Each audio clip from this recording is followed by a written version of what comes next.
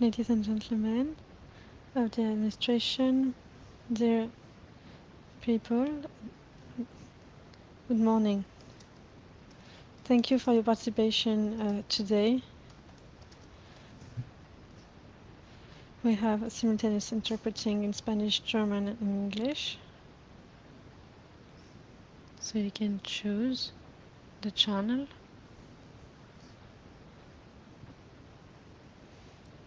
So the email address is written. We'll put it at the end.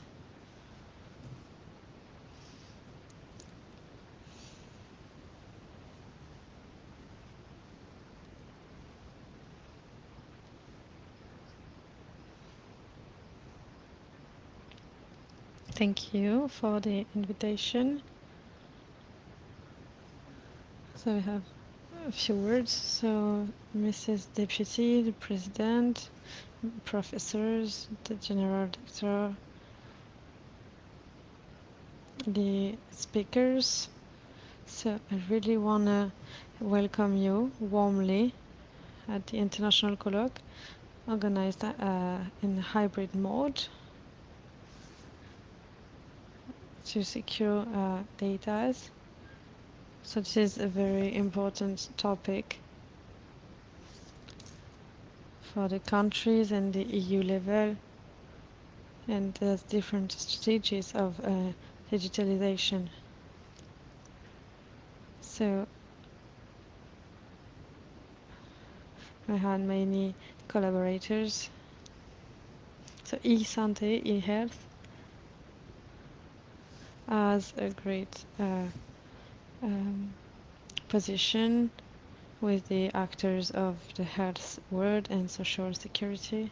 So ladies and gentlemen, the 5 principal elements of this colloque are, according to me, first of all, the national strategy of the digitalization, and also the Luxembourg government to accelerate this digitalization in all the sectors.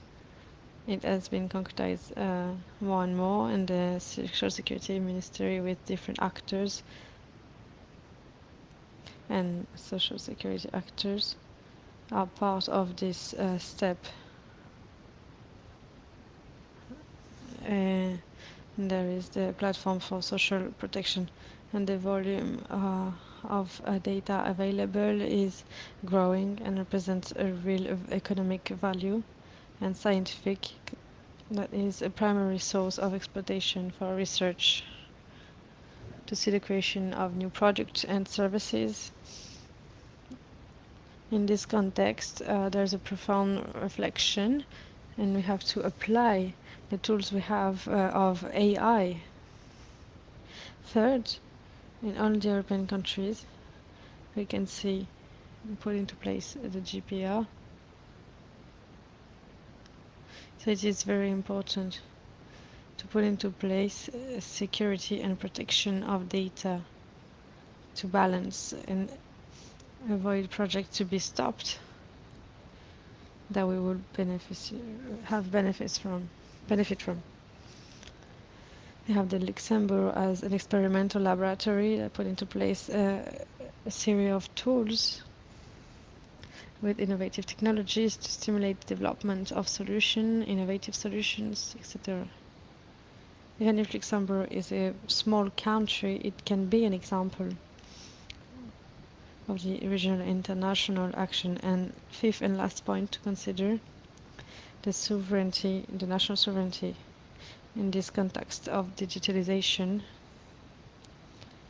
to have transfrontalier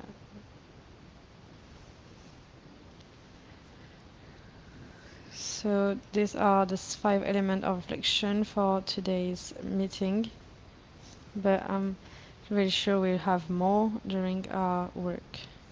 So ladies and gentlemen, I want to ask you to be aware of the presentation for this colloquium about social protection that was put into place in 2018 with the Health Ministry and the Ministry of Work and Social Security. So this platform allowed to put in disposition administrative tools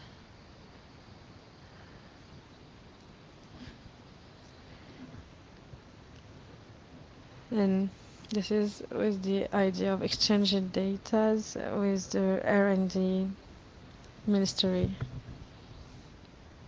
and the Ministry of the Digitization, or an approach for the health government. So, ladies and gentlemen, so thank you very much. I hope you have a great day and a great exchange of discussion so we can move forward about digitalization in the sector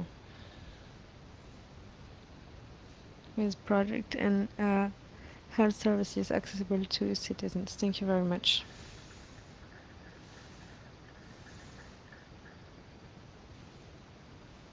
Thank you very much. Thank you for that introduction. I would now like to introduce the next speaker. Hello, everyone. Thank you to the agency in Luxembourg. This has been a very busy day. Minister, deputies, directors of IGSS, in your various capacities, I thank you for your support and your presence at this first event. This is a very hot topic, the issue of secondary data. This has been made available online, in particular for different agencies who wish to ensure that their work is compatible. This is an important stage in sharing our Luxembourgish data with the creation of new tools, new rules engines, and other tools. Another trigger for this has been our participation in international conferences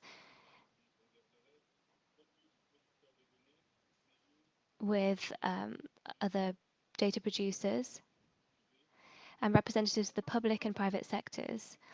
We are trying to ensure the irreversibility of data. We are funded by the public sector, so we don't have a turnover.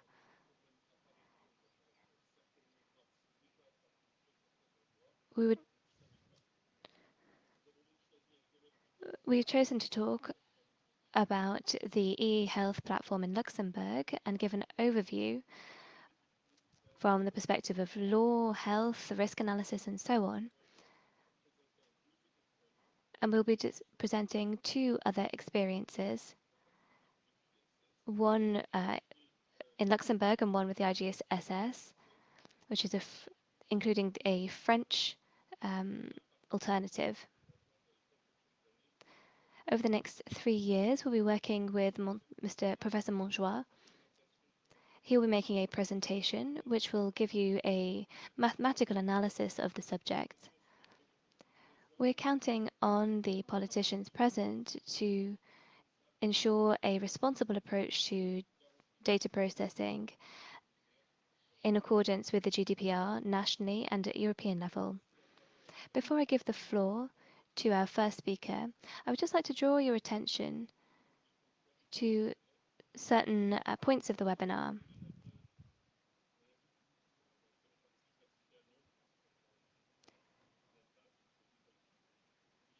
Some of you have already seen this master plan. We are talking about the terms of pseudonymization and anonymization. I'm sure you'll have seen these terms before.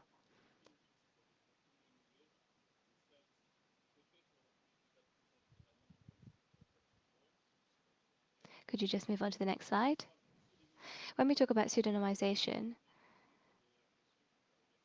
it can give the impression that the re-identification cannot happen. But we must recognize that anonymization is not a fail-proof solution either.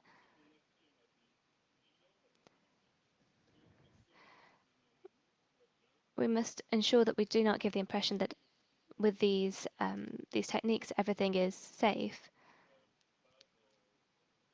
This will be discussed by Professor Montois. So this is the final slide that I'd like to mention. Our approach with our industrial partners will help us to ensure national data sovereignty. And it doesn't matter about the size of the country. For a small country, it's also important to be sovereign in terms of data. This will enable us to master technical components and flows, analyze risks at high levels,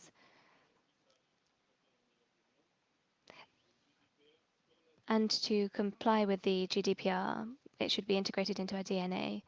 Now, of course, we need to work on these approaches to make sure that identities are pseudonymized, ensure that healthcare data is reversible. There may be a case of a person who has cancer, and if we cannot identify them, that would be an issue. So we must ensure that we have permanent simulation tools to check attempts to re-identify patients. I think European sovereignty, if we want to compete with the Americans, for example,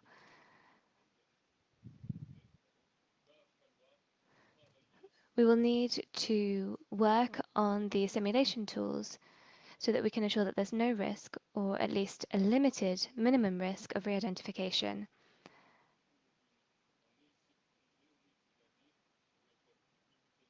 As you would have seen last weekend, there was another attack on a hospital, another ransom attack, and this is something that is occurring all around Europe. So we all need to work on securing the data. We need to ensure secure access to data with a minimum of risks. So I hope you have a good conference, and I will give the floor to the next speaker. Thank you very much for this introduction.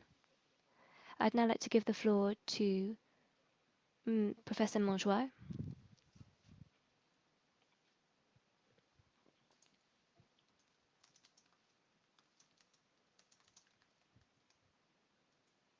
So I'm going to try and give you an overview of what is feasible and what is not feasible in terms of data protection, pseudonymization, and anonymization. I've worked as a special advisor for the European Commission, and so all of this is my researcher's perspective. It doesn't necessarily come from the agency. The first thing that I'd like to mention is the fact that there is always a trade-off. We can use the data, or we can protect privacy. My specialist research is focused on testing and approaches that are supposed to protect privacy,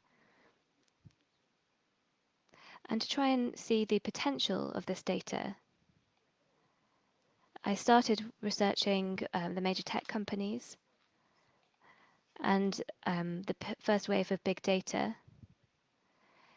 Every time we talk about cybersecurity and an attack, it's important to remember that the goal is to develop tools to preserve privacy, but also use the data in social science, for example. This is incredible data to help us understand today's society. And it's really helped social research over the last few years. We've seen all these different developments in AI, and this is partly due to development of algorithms, partly due to GPU design, but also partly due to access to data.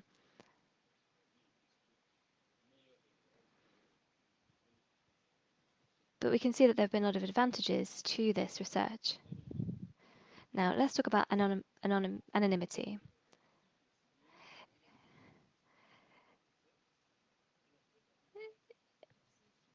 The idea is to break the link between a person and their data. Most of the time, we take a data set and we try to break this link. Then we analyze the data, or we give it to an analyst who can analyze the data. So we create a data set, we give the data set with the broken connection to the individual, to the analyst. And what I want to show you in this presentation is that unfortunately this is really something out of fiction. It can no longer work, and in fact it's never worked. So what is de-identification? De-identification is the technical process which involves taking a data set and anonymizing it. There are two steps. First, there is pseudonymization, where we take the data and we try to withdraw any particular information like phone number, the person's name, and so on. And then there's a second layer, which is de-identification. This means noise addition, getting rid of precise information,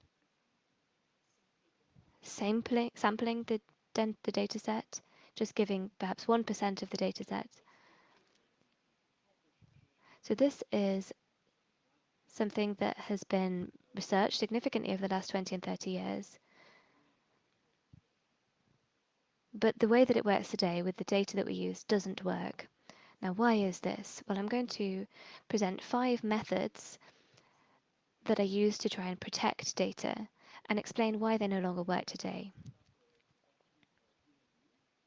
I'm not trying to be all doom and gloom, but we'll spend a bit more time later on talking about how we can really rediscover this trade-off.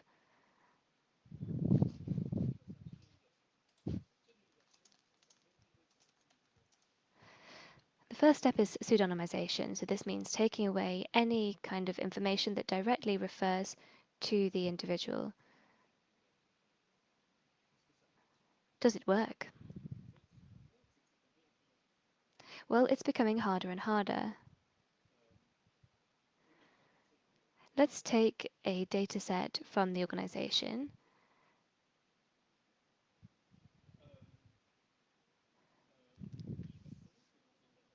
Let's take the example of one person in the data set. We try to find the person again in the data set once it's been pseudonymized on the basis of the information that we have about them.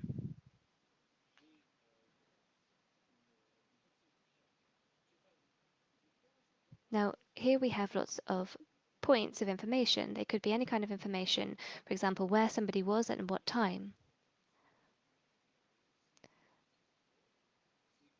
I know all of us here at the eHealth Agency today will be located at this place. And some of you will be going home in Luxembourg. Some of you might be taking the train, for example.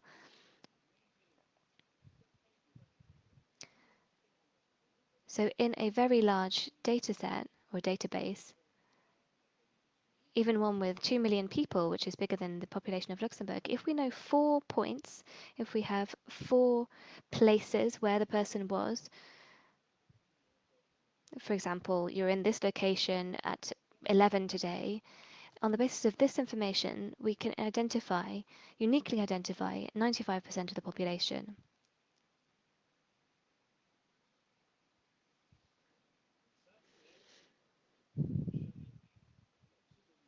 So this is the challenge of pseudonymization in databases. Databases contain a lot of information about every individual, and very quickly, some of this information which is made publicly available, can be used to re-identify the person. And this 95% is quite shocking. It's kind of counterintuitive. We might think that there are so many people around us within a certain area, but it's the combination of hour and location. So even if there are 10,000 people in the same square kilometre with us, there's only a fraction of them that will also be at the same bus stop. and will be at the same location as you in the weekend. So very quickly, what the video shows us is that the number of possible individuals decreases very quickly, and we only need 4 points to identify 95%. So alone, pseudonymization is not enough to anonymize data.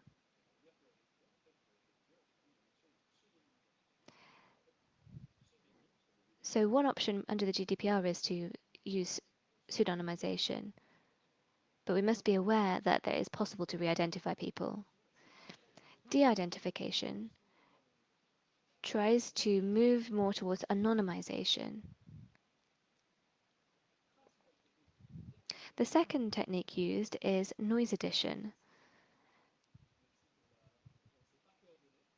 Sorry, we didn't coordinate this. So the idea here is adding noise. The idea is that if we add enough noise, things will work.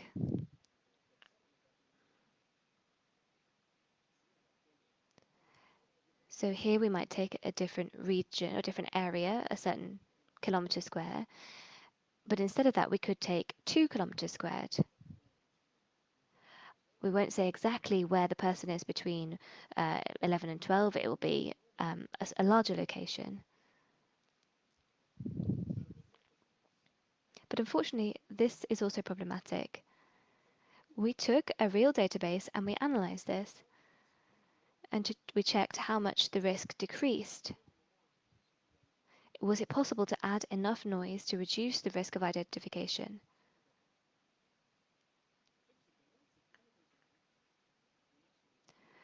What we found was that in economic terms, we have increasing returns.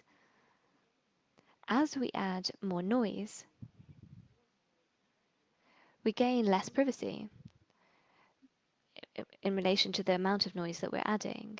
So if we increase the time period, it will decrease by 5%.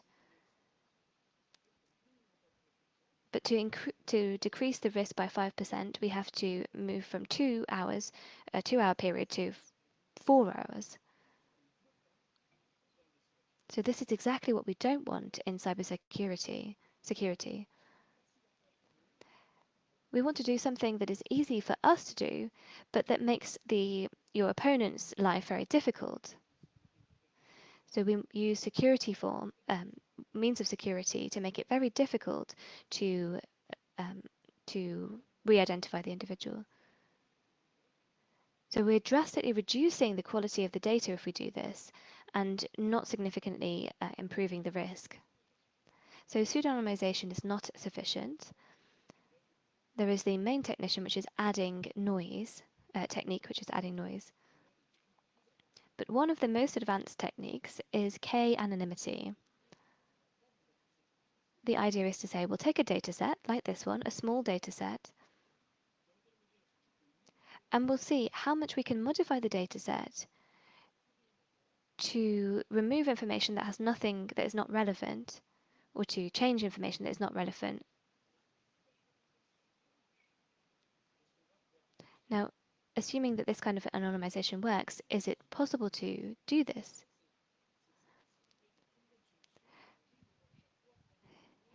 It's actually quite easy. Each time we might need to adopt a different anonymization strategy.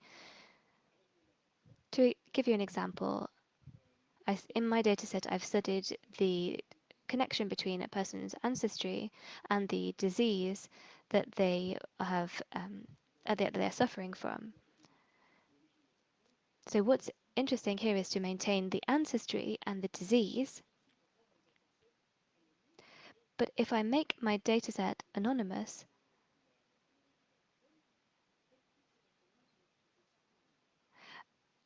if I try to make the data anonymous by removing the disease, it doesn't work.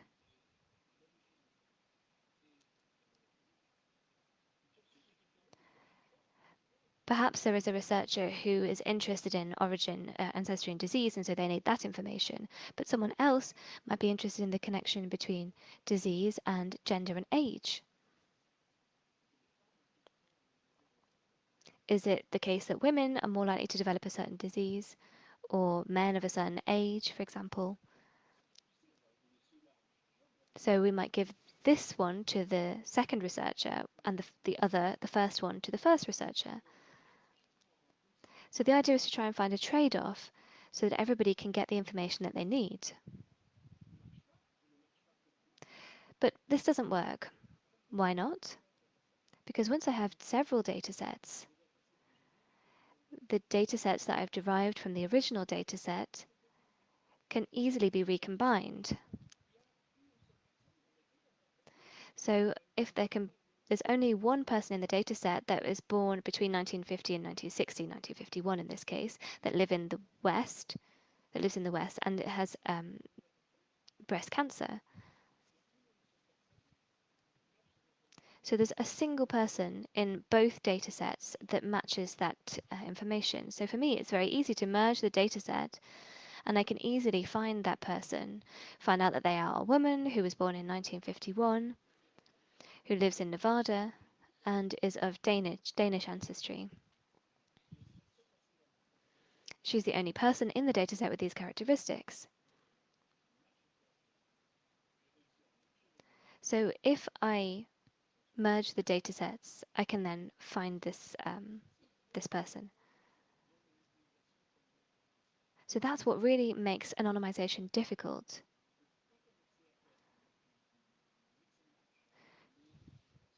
It's not possible to mix and match. You can't use anonymization for this researcher in one case and a different sort for another, because we lose control of the dataset. The dataset might be located on different laptops, and very quickly we lose control and we risk people being re-identified. So even if each dataset independently might be anonymous, this is still a risk.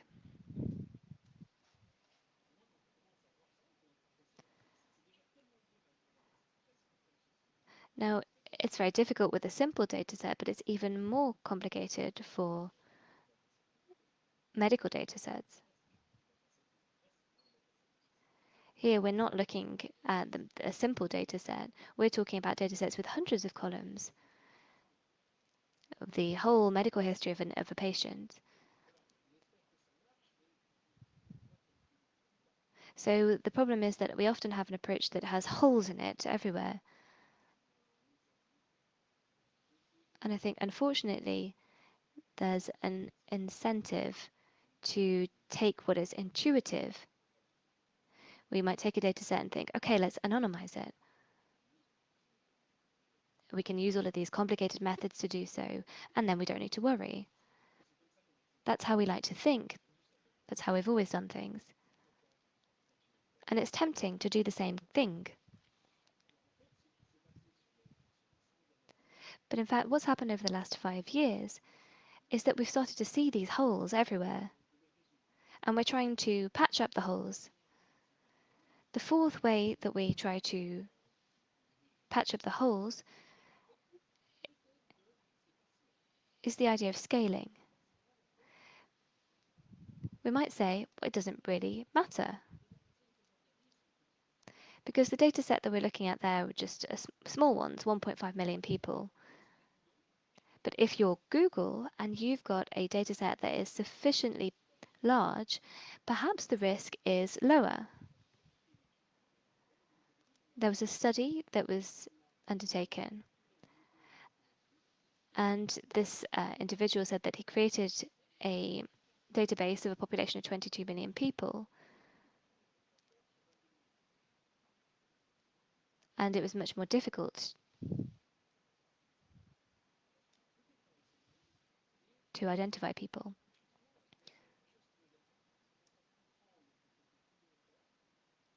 But there's something instinctively wrong here.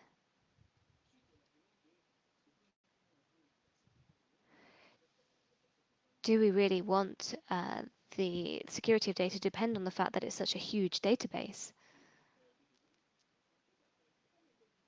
Now, we took the data that was mentioned in this quote and we used 3 approaches. So here is the risk when we increase the size of the population. the risk of identification actually only slightly decreases as we add a greater population. So we studied between 0 and 1 million people, and we found that very quickly the risk stabilizes and decreases very slowly. So that's the first thing that struck me and made me think that doesn't seem right. We also built a synthetic population model, and we checked with our model, we reached something that was similar, not exactly the same population, but it followed the same trend.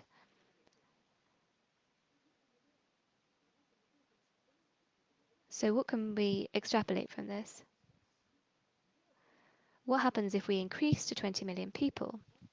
We looked at our model and we saw that if you go to 20 million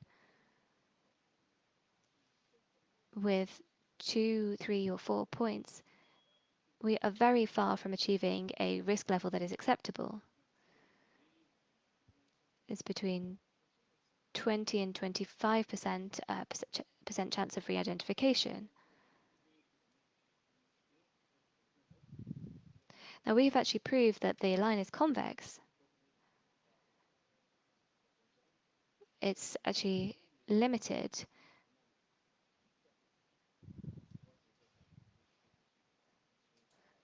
So even at the very end of the line, there's still a high level of risk of re-identification.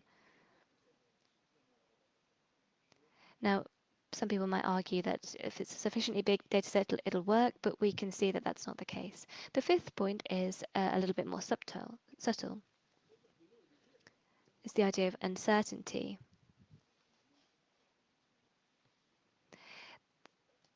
There was some research carried out in the 1990s.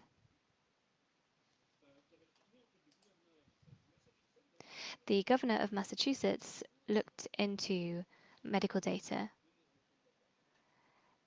It was provided as open data in the 1990s, and they wanted to share the data with researchers. Unfortunately, the security was not sufficiently secure, so researchers managed to find their own medical history. People said that this story was a legend. It's a legend because there's a fundamental problem with this re-identification. Maybe we re-identified the wrong person.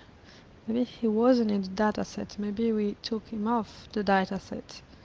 Maybe we found someone that had the same date of birth, the same gender, living in the same postcode in Massachusetts. But maybe it's not him. So maybe that's what happened. So we can go further. There's some recommendations from agencies of data protections. Let's say we can create this uncertainty with 1% of the data set.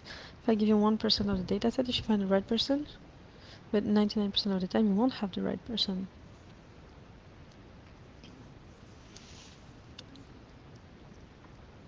But once again, I take a data set via Luxembourg. I find someone with the same age as Mr. Barge, with the same date, living in the same postcode. So Luxembourg is not that big, but maybe there's a second person that was born the same day, living in the same place. But if we know that this person is working for the agency eHealth, or if we know that this person has 2 kids, knowing that this is someone else, it's very highly unlikely.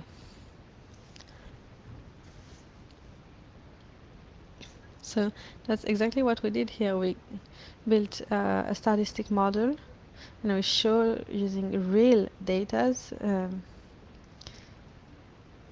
We show that from 0.001% to 1%, and our model very precisely can say, okay, this is a re-identification that is correct. You found the right person, and this is very highly unlikely that there's someone else that has this same information.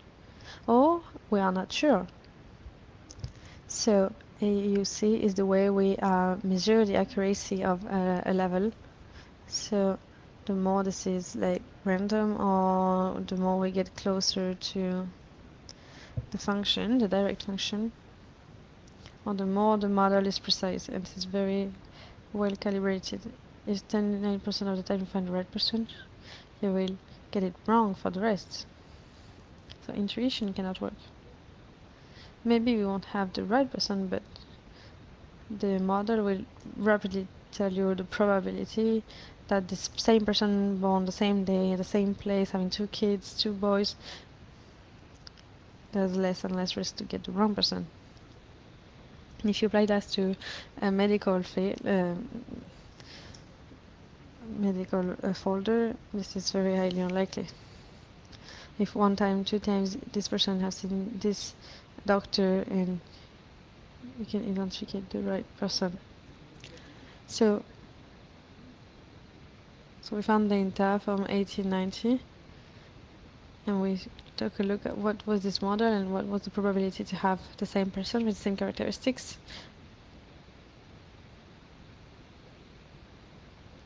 And we saw that we had 58% of chances to be correct, a bit more than half. It was in 1980, sorry. So this is available publicly, and looking by the data and the geography of the Massachusetts, he knows that there was something very interesting.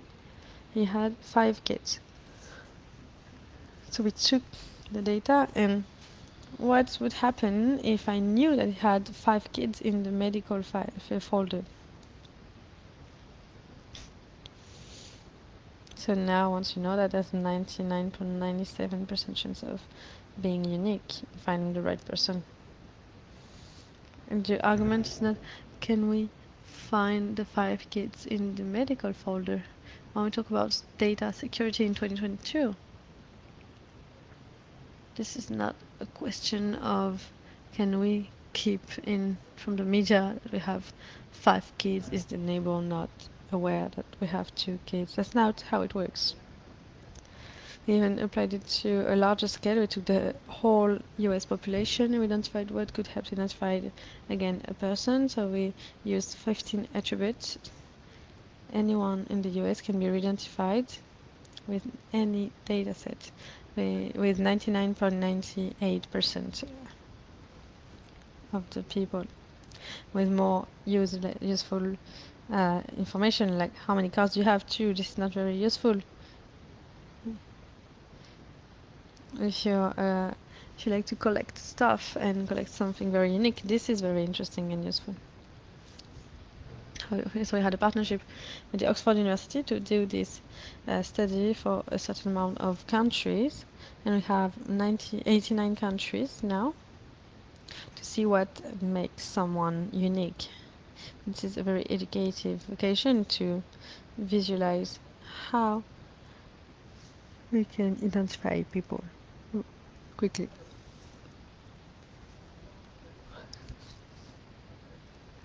Let's have a good data set. Not very useful, it's completely wrong. To say that we'll give you a part of our set, or no, not true, or maybe it's someone else. It looks intuitive, but it's not, it doesn't work. Or maybe we won't have those informations, maybe it's too precise. Maybe I won't be able to know how many kids Mr. Barge has, how many girls, how many boys. So this is an argument that was published at the time. The study did not demonstrate the extent to which the necessary identification information could be obtained. So is the security of the information today will depend on the fact that we are not, or we are capable of knowing how many kids we have, or which they went to the hospital? Probably not, but if we suppose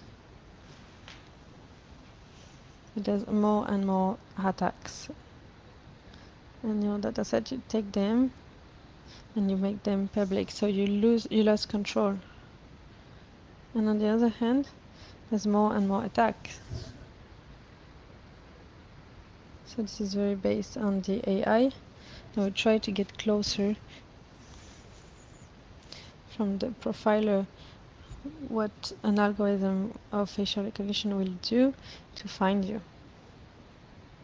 So one example is say, okay, let's go back to localization data. So let's say I don't have the data.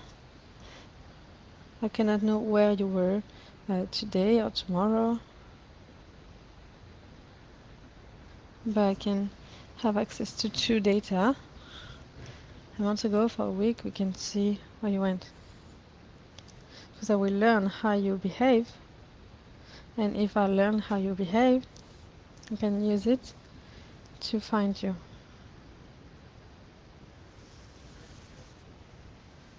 So the point is to learn from profiles and see how people move, so we can find them a week later, 2 weeks later, 3 months later. I won't go into details, but this is really, we learn to create some localization of the person and then separate how different people behave, then find them. We took another data set, 1 million of people, and even if we don't have the data, how we behave. Do we stop on Friday with kids after school? Or do we go to work on between 8 and 9? We can find people 59% of the time. This is just a series of profiling attacks. And around on 1 million of people, the precision of the attacks will rise dramatically. It starts at 59%, and you can see it rising and rising. And this is the last one. So this is the whole difficulty. You take the data set, even if you know that it is safe, we don't know how it will rise. More information are available about us with time. So how the sound changes. Can we keep disturb and hide how we do? The sound, again, like we saw. This is without noise, and this is with like 5 kilometers noise. So we get closer, but it doesn't change anything. This is a very resistant model.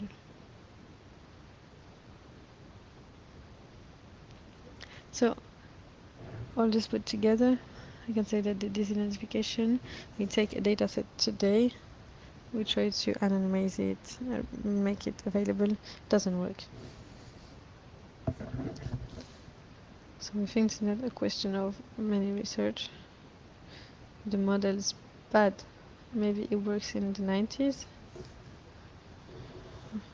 I was sending hardwares by mail. It's not a perfect method.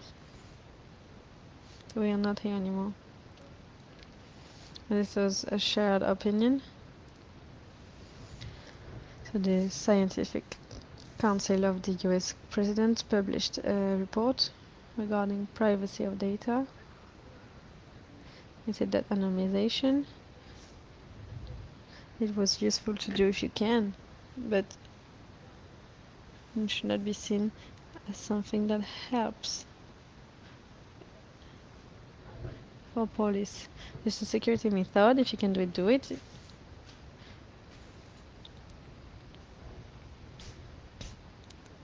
But the risk of identification is like this. And it has really consequences. When I signed up 5 years ago, I went to my doctor. The doctor gave me a long paper to sign so I could give my consent. But on the contrary, I read it. And literally, that's what the document asked for, my consent to share my data. And the model said that the information is anonymized there. Are those who believe that the person could be notified through this information and could be given to university research, private society will have no impact on the care I have. It won't include my NHS number, etc. And even though NHS says that this information is anonymized, people are sure that it is possible to re-identify. So it's an example what you don't want to give to a document you want to make your patients sign. So say that your data is anonymized, but some people think it is still possible to re-identify them. Please sign. And it has real consequences. In the UK, we had the Colloque review, which is a professor in Oxford. I looked at digitization of data. This is a researcher of the government. He put in disposition this data as for research. And there's this part that's really interesting, that in the UK there's a will during COVID to start centralize all health data before sharing them again. So this is the data affair. And many people didn't sign for their data to be available for research. And 3 million people throughout England during COVID moved to sign a paper to their doctor so their data wouldn't be shared. And now we are asking ourselves, what is the utility of the data that's still here, because there's a huge lack. So even if we are not worried about private life and anonymizations working, and that's a reason it's okay, this has a real impact on medical research.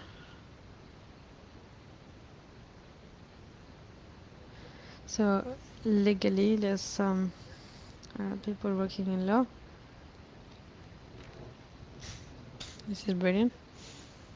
So it was written, so this is a negative definition.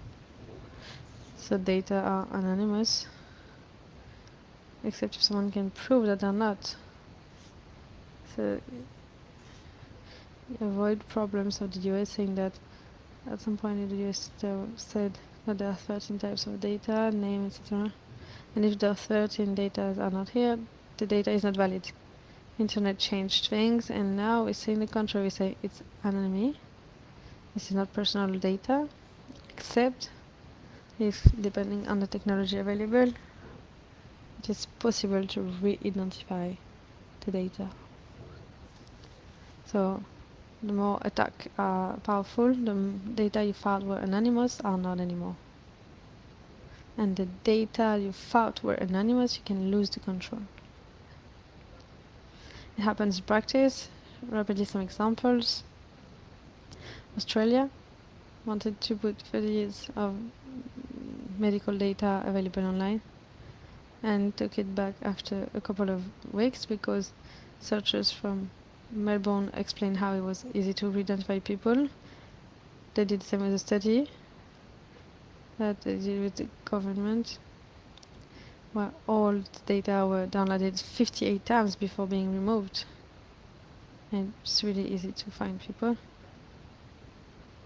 We also worked a lot about localization data. We said it many times. So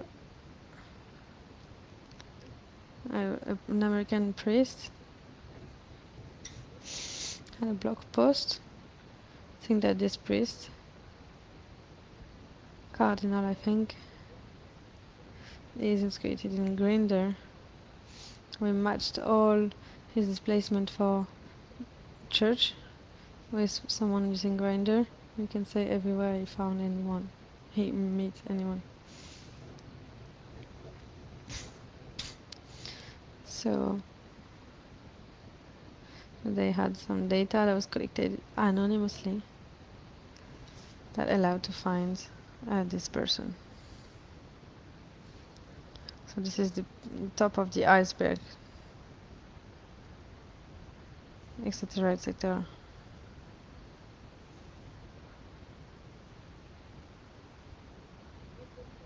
Another case, Trump, when he was a candidate, a good businessman, he refused to give it his tax report, which is very important in the US.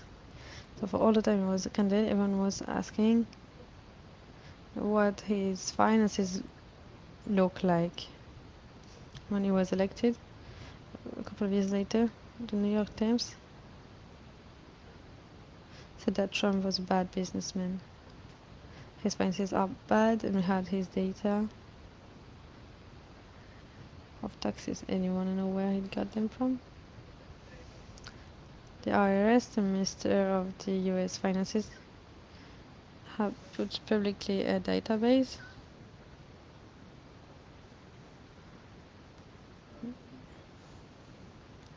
where the ID was found again, and they could find Donald Trump.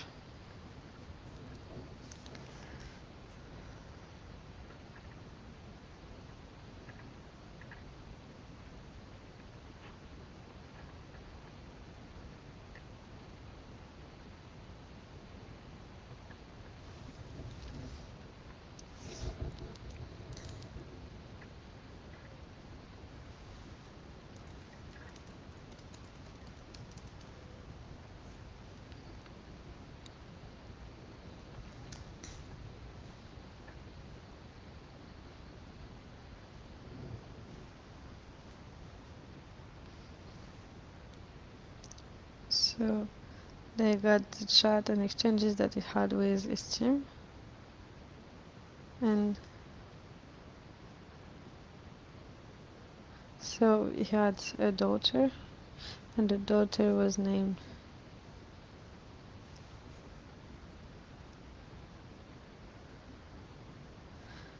he called his daughter Milo,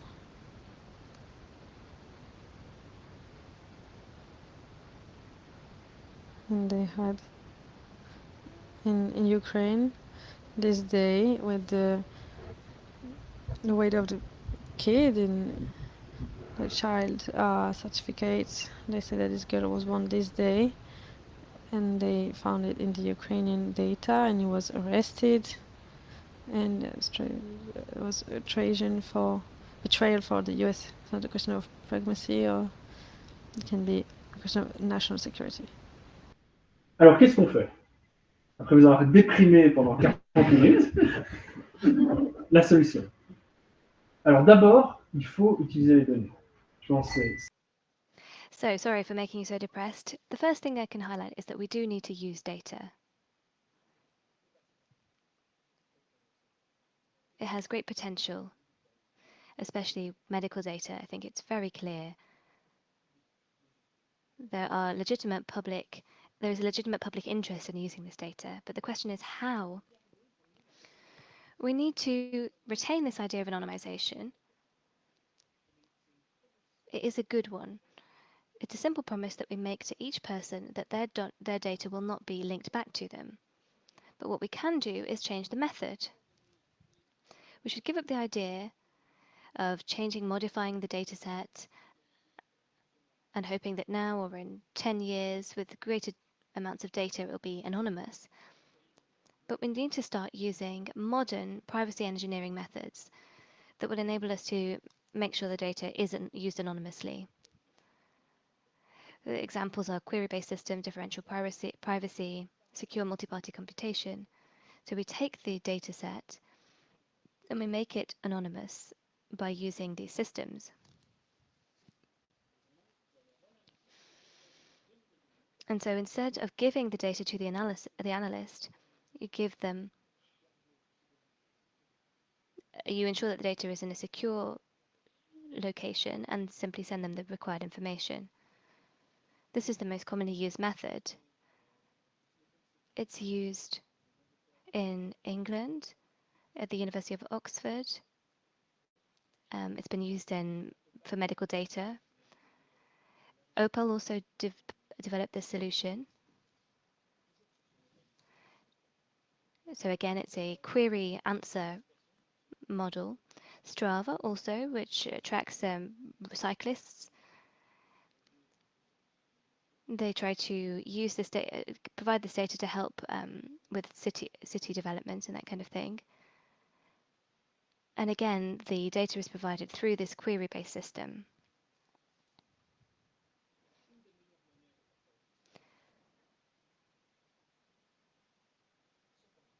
So this is one of the best ways of sharing data. However, building these kind of systems, successfully using these techniques, successfully combining them, and ensuring that the system is truly secure requires a lot of expertise.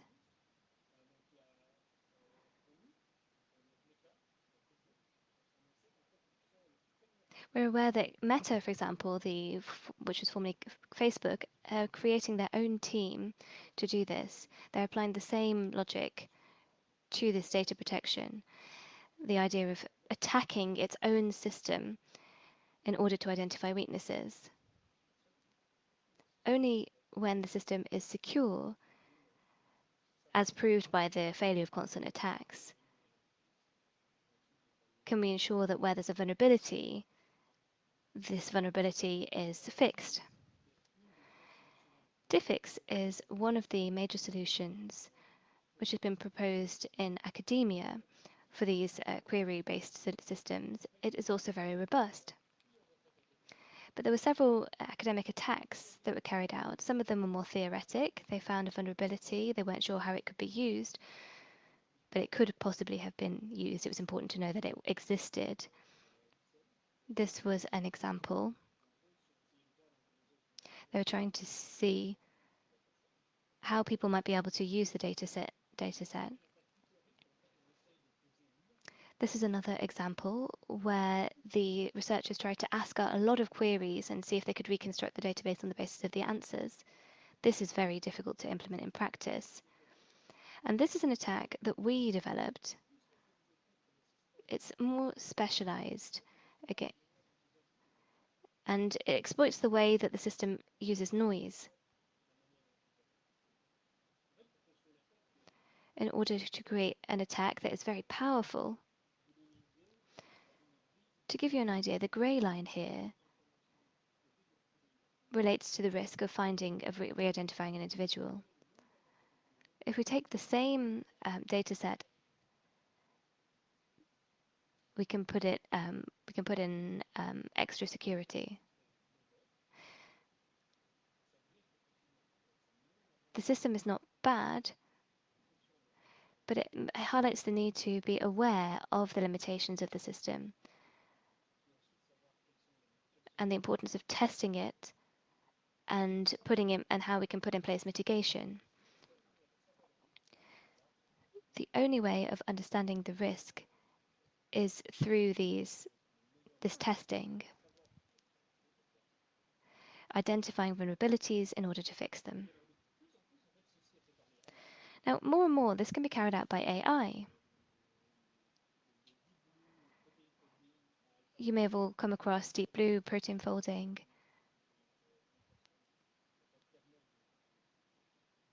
These reinforcement methods that help to fight off attacks on data sets.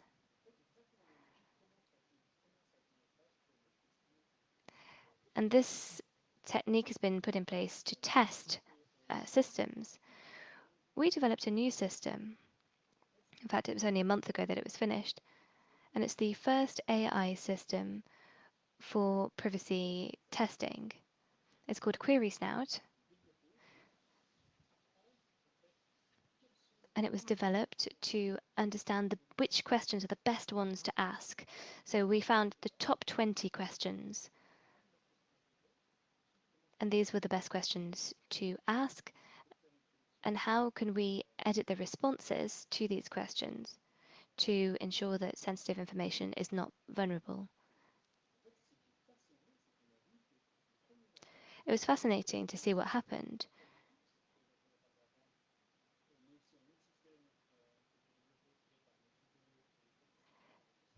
There was a system by the Statistical Office in Australia and they managed to work out the best manual attacks.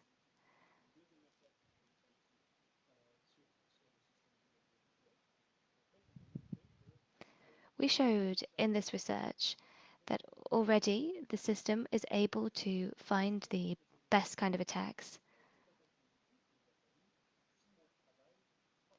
And it takes a lot less time. For example, the Diffix attack that we undertook was real in-depth work. It took 3 months or several months and a team of 3, whereas the computer can do this automatically. They can identify which attacks are better or more powerful, and then it enables us to do exactly what we're doing now. Analyze the algorithm to understand what steps should be taken. Analyzing the algorithm, we see a lot of hints. And so this system generated the same attacks that took us months to generate. It understood how the specific noise addition could be exploited to obtain data. So these are the best ways to apply algorithms to privacy.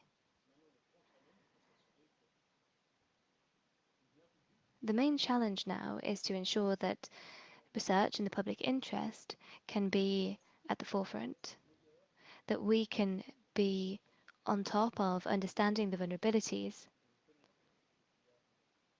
so that we can mitigate them. Now, how's this going to work exactly, this trade-off? There's no magic. De-identification doesn't work. Everybody will have to find their own method. I give lots of lectures on this. Everybody will have different ideas about how we could solve the problem, but de-identification is not the solution. It cannot be adapted to the kind of use that we need to make of the data. We're going to have to use really modern anonymization techniques and tools that exist. These tools that we can use to ensure that systems are truly secure. The key thing is not to be blasé about it. We found examples of Google, for example, being vulnerable. So it's important to really understand your system. We need to know where vulnerabilities are in order to manage the risk. And finally, from a legal perspective, we need to ensure that these methods are more widely accepted.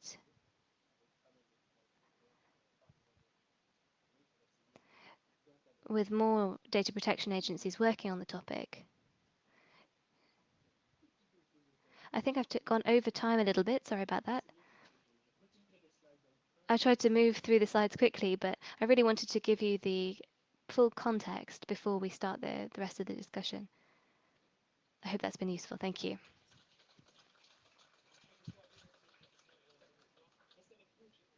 Stay with us. We just have 2 or 3 questions for you.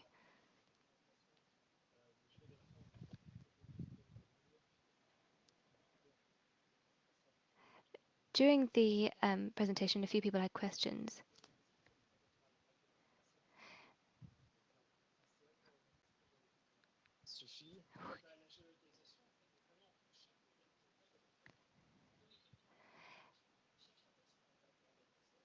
Every time we seek someone in the data set, we might look at their LinkedIn profile or other professional information, any of their online presence, anything they've uploaded at one point or another. And just to highlight this, 4 points. You just need 4 points. Everyone's data security depend on that.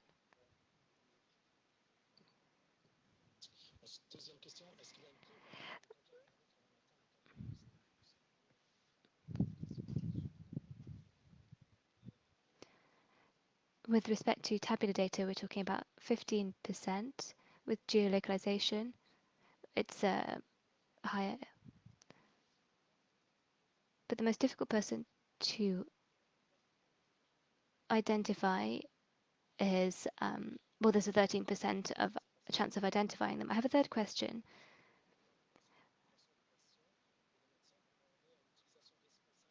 How can Luxembourg carefully use data, implementing various technologies such as the EHR, the electronic health record? Now, this is actually the task that we're trying to achieve. We will respond in writing to this question. Thank you very much. I think we should take a 5-minute break. We have a little bit of a problem with the microphone, so we're going to take a short break and we will then carry on with the next presentation. Thank you.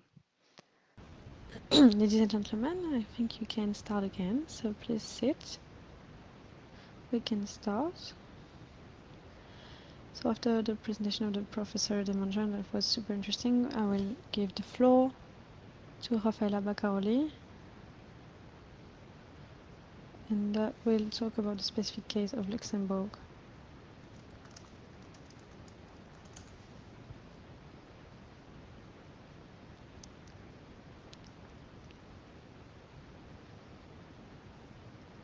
Can you hear me properly?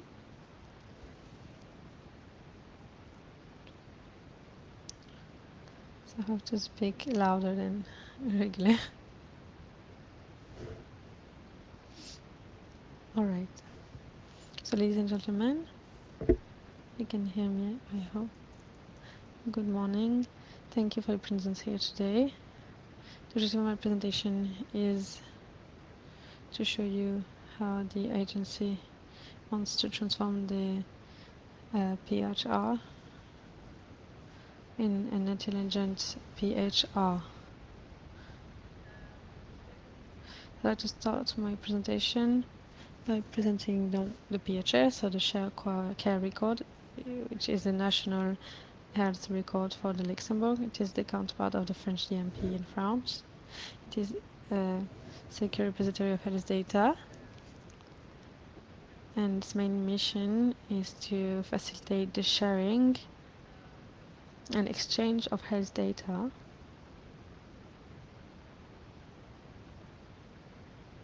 Okay. So the main objective is to facilitate the sharing and exchange of health data between the patient and the health professionals involved in the patient's health pathway. So one of the missions of the PHR is to facilitate the management of more complicated pathways, such as those for chronic pathologies.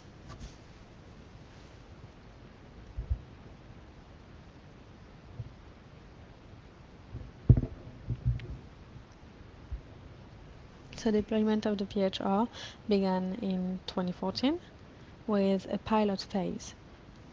So I wanted to show you exactly the ARGG that was published in December 2019, which came into force on 1st of January. She put an end to the pilot phase and established a national rollout phase of the PHR. So this started the 1st January 2020. So this rollout phase was completed in 1 year. I hope I can project this. All right. So from January 2020 until January 2021. And this curve shows the increase in the number of CSPs created from this year. So we not only deployed CSPs in Luxembourg, but all the residents of the Great Region are affiliated to the Social Security. So today we can count more than 1 million PHRs.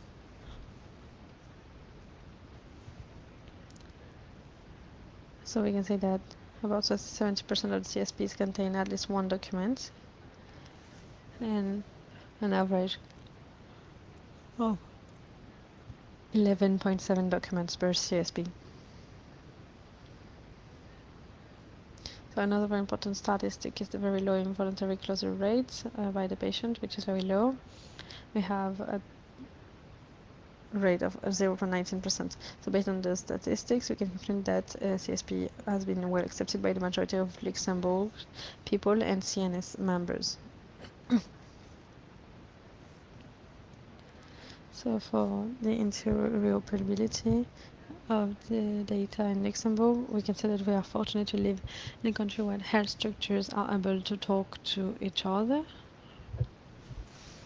and private laboratories and hospitals are able to automatically send biology reports to the DSP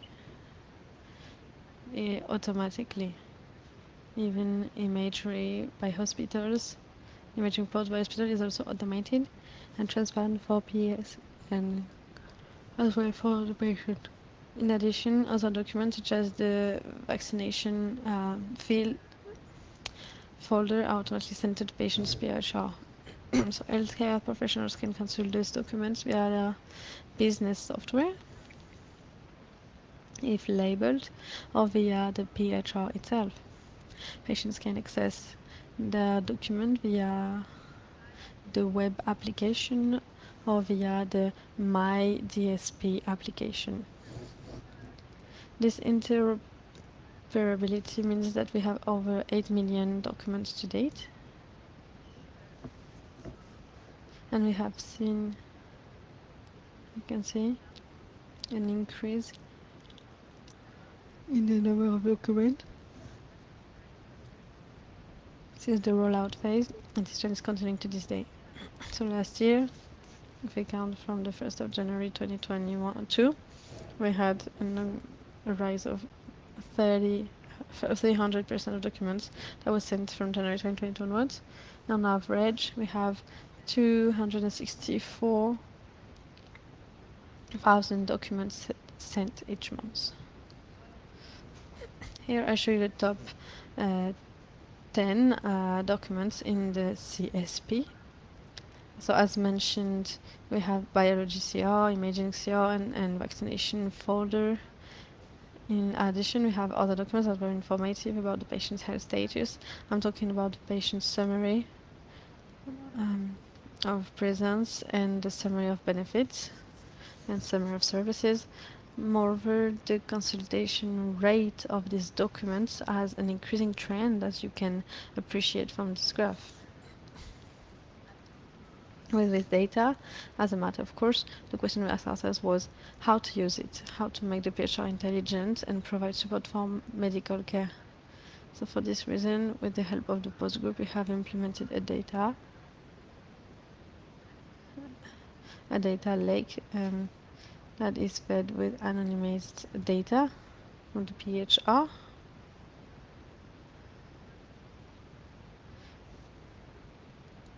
To obtain rules to add to the PHR rule engine and make the PHR intelligent.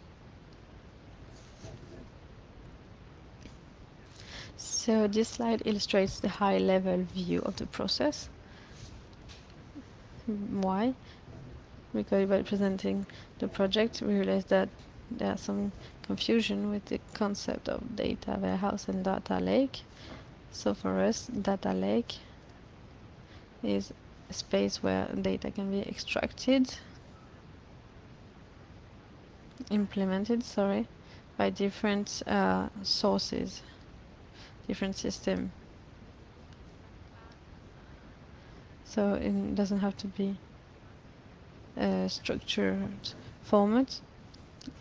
Data can be injected in very native format, half structured or non-structured. So the most important characteristic is that the structure of data can be defined with utilization.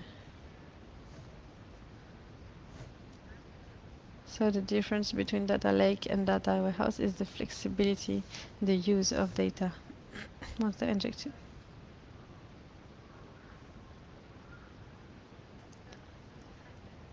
So I show you the high level of the architecture, what we put into place to make the DSP smart. This is a 4-step process. Have the injection, the analysis, the publication, and the behavior before we inject them in the motor of rules associated to the DSP.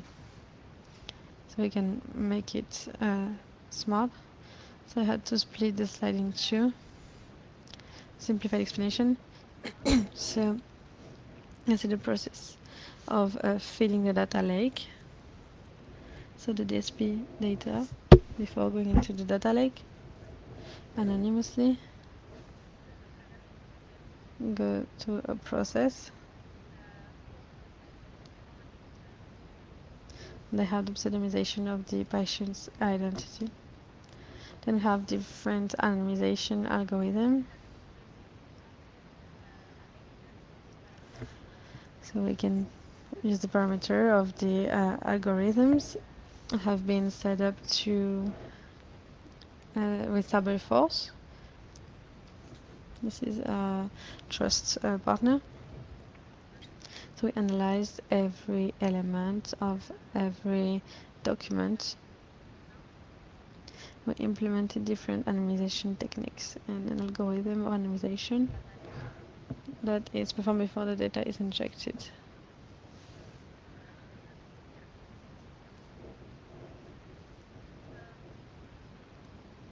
So what you can see is that there's also a transformation process. It can arrive or not. And quality control. We control the quality of the anonymization before the data is injected. And as we are aware that the risk of re-identification increases the more data we inject. So for this reason, we also implement internal quality control in data lake. Allows us to alert ourselves if our anonymization limits are no longer valid. So in the data lake, the data is analyzed. So we first use data discovery. We analyze data in order of finding what we call hidden patterns or trends. Then we have data mining, analyzing of the data to understand the past and present and make accurate predictions about what is likely to happen. Once these values are predicted with their probability, a country scale of values can be constructed to identify the individuals most concerned with a certain indicator. Finally, our goal is to do machine learning and so offer predictions or decisions based on the DSP data. These values will be published, filtered, and implemented in the DSP rule engine. The filtering of the rules will be done with the help of the agency's scientific and medical commitment and the help of international experts. We have a selection mechanism done by international experts and the help of the medical committee. So to show what we can do, I'm going to show you a small demonstration.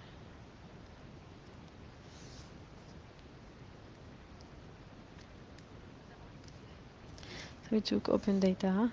The implementation of the smart DSP is based on the Article 60 of the Social Security Code, which defines the agency's missions, and 60 Quarter, which defines the provision of the share health record, which shows a Luxembourg publisher for the implementation of the data lake. In particular, the data lake solution of the post group was selected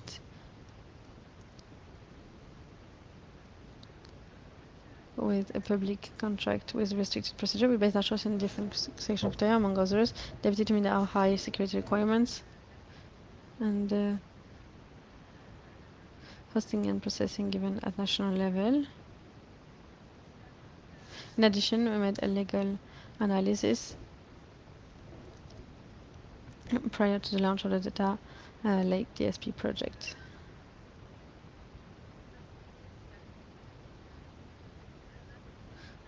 we had also an internal analysis about legitimacy, and this is complemented by an external analysis conducted by the firm monitor. To date, I can still not show you demonstration. So, okay, so it doesn't matter. So here I show you the actual perimeter of the DSP, so the smart DSP as we put it into place. So we can think of an extended perimeter of the use of this anonymous data.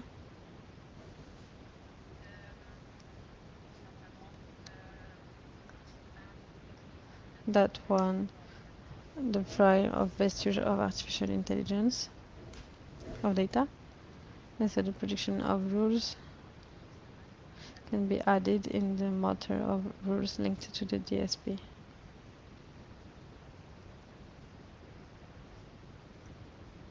The second parameter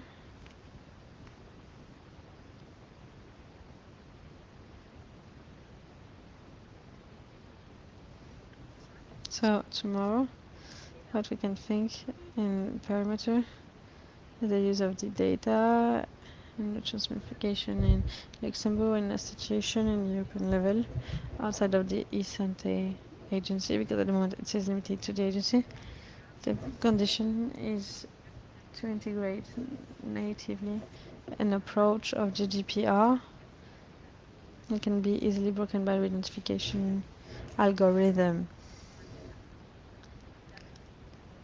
So re-identification algorithms that are very studied.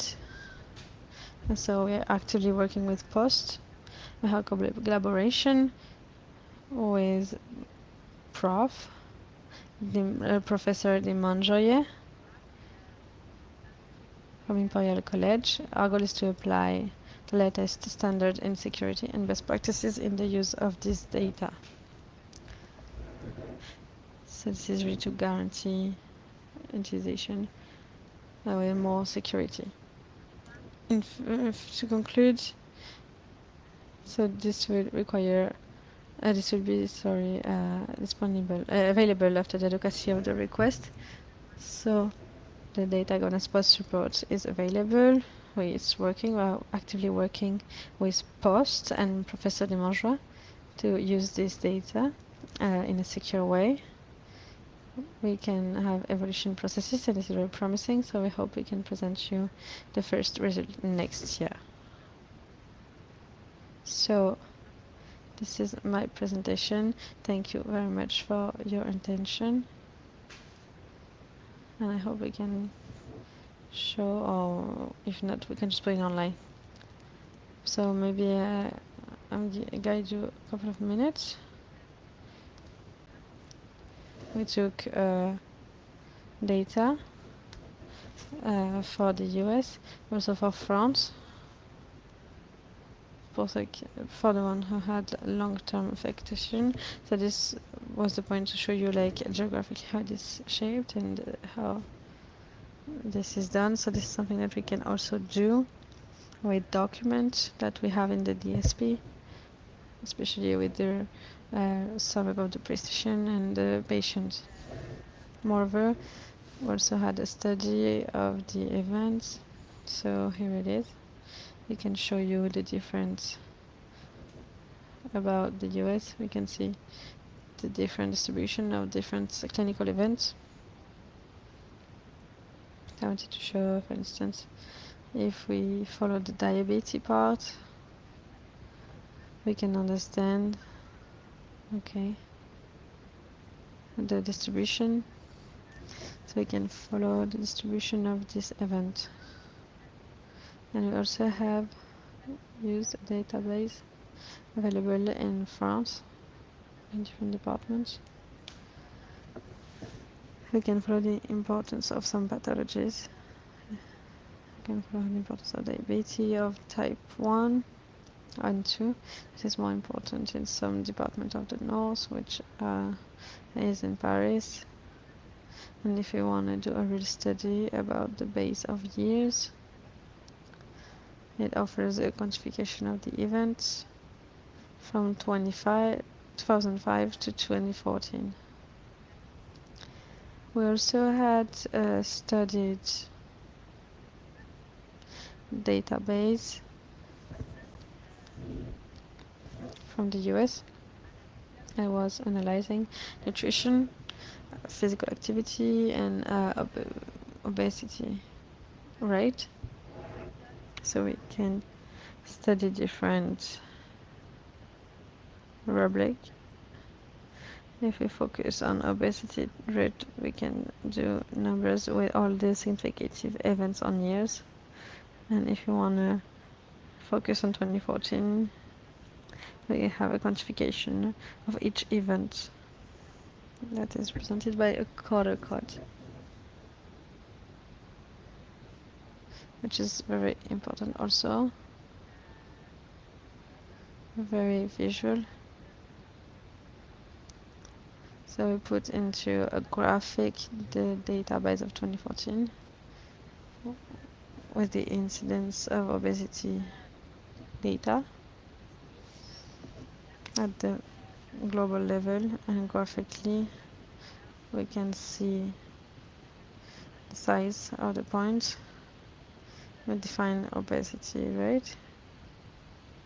And you can see that there's a rate that's very high at the global level, that is generally online with women, except for the Luxembourg. The trend is reversed. And another example, we studied database of vaccination for kids and adults. There is data coming from different clinics in the US. So we can see distribution of the vaccination in the database of several years. So you can see for defined periods of time, like a year or just 2 months, and we can see and study every clinic coverage. You can also, it's the same graphic. So we arrived to accumulate those vaccination and really understand how many vaccination has been done in the different points studied. So here is what we prepped in terms of open data. So thank you very much. I don't know if there's a question I can answer, or I just give back the floor to the next speaker. Thank you very much. Thank you very much, Rafaela, for your presentation.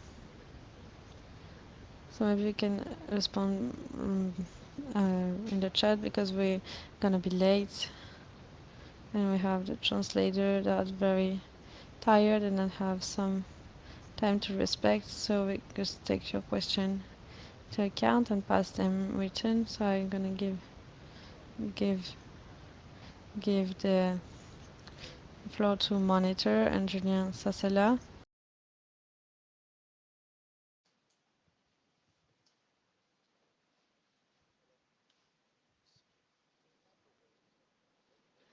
This is a round table. Admittedly, there's no table, it's not round, but we are trying to do a round table.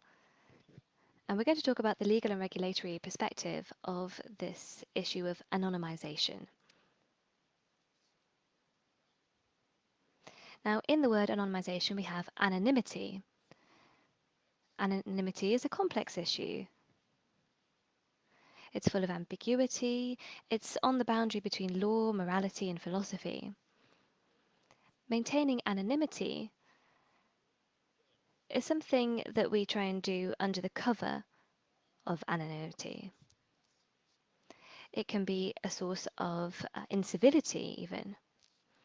It could be to cover an unusual or improper act, because it can help people to dissimulate and to prevent the perpetrator or the actor from being identified.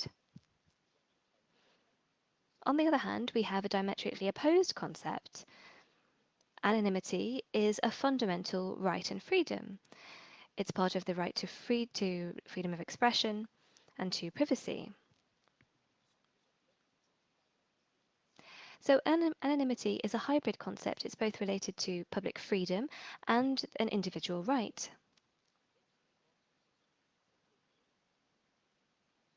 So positive law recognizes anonymity, but it also narrows the freedom that we have. Every individual is constantly subject to identification. Everyone has to have a name,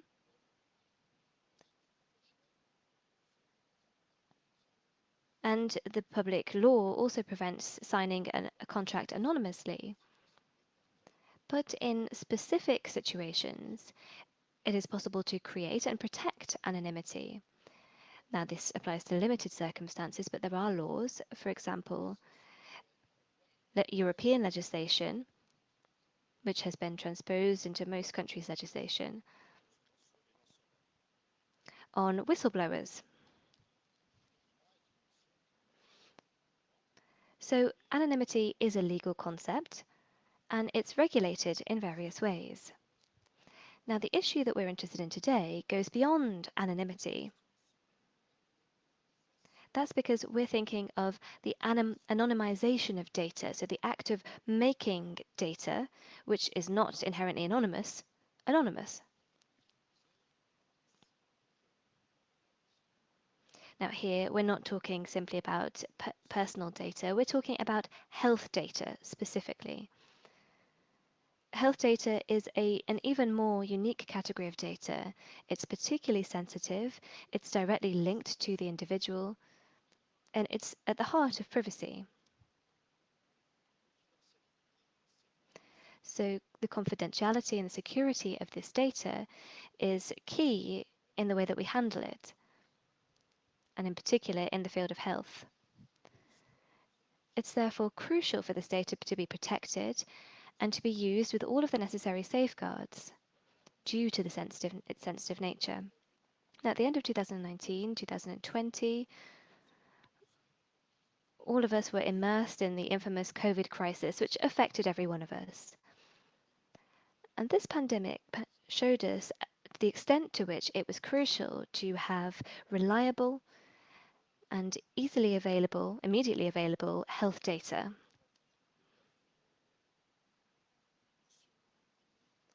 On a daily basis, we come across different technical concepts, the rate of infection, the hospital rates, and all of this information helped us to make political decisions and to manage the crisis.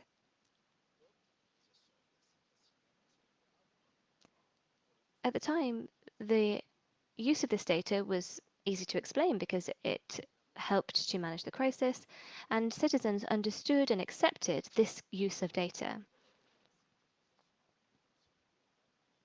However, this use of health data goes much further than the use of managing crisis. It could be used for other needs, to improve healthcare, to develop remote medicine, for scientific research, for biological purposes.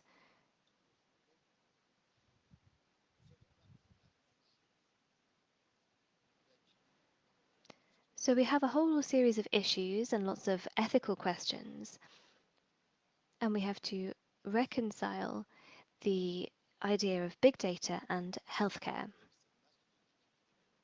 To take advantage of this mass of data that is collected. Now, with big data, the more data we have, the better the results, the more it can be used, but at the same time, the more that they're used, the more that there are issues of security, and safeguards are essential.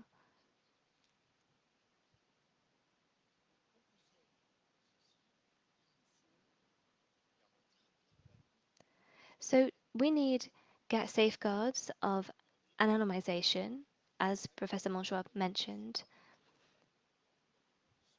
And there are two conditions that we need behind this. First, the data must be truly anonymous.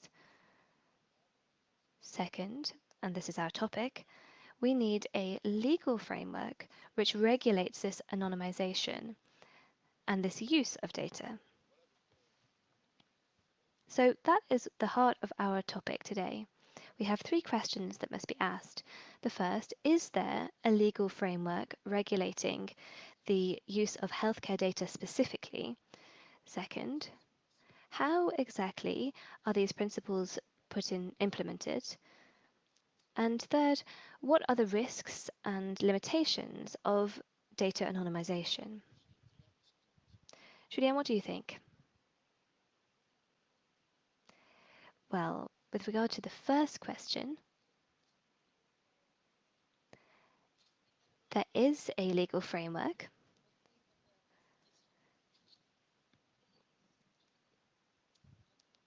Sorry. Yes, we've already talked about the fact that there is the GDPR, which discusses anonymization techniques. These techniques are covered by the regulation, which places importance on the idea of anonymization.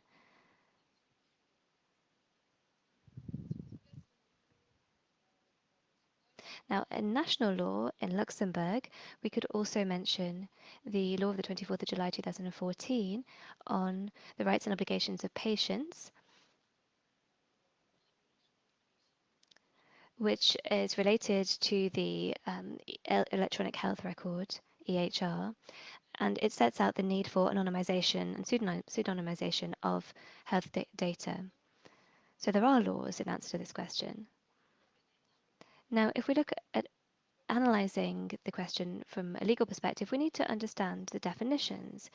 We need to understand the different notions at stake. So as Professor Montjoie has said, a natural person can be identified directly from data taken in isolation, such as their name, address, place of work, or their GP. But a natural person can also be indirectly identified by other details if we combine that information or cross-reference it. So let's look at these two legal definitions, anonymization and pseudonymization. We often oppose the two.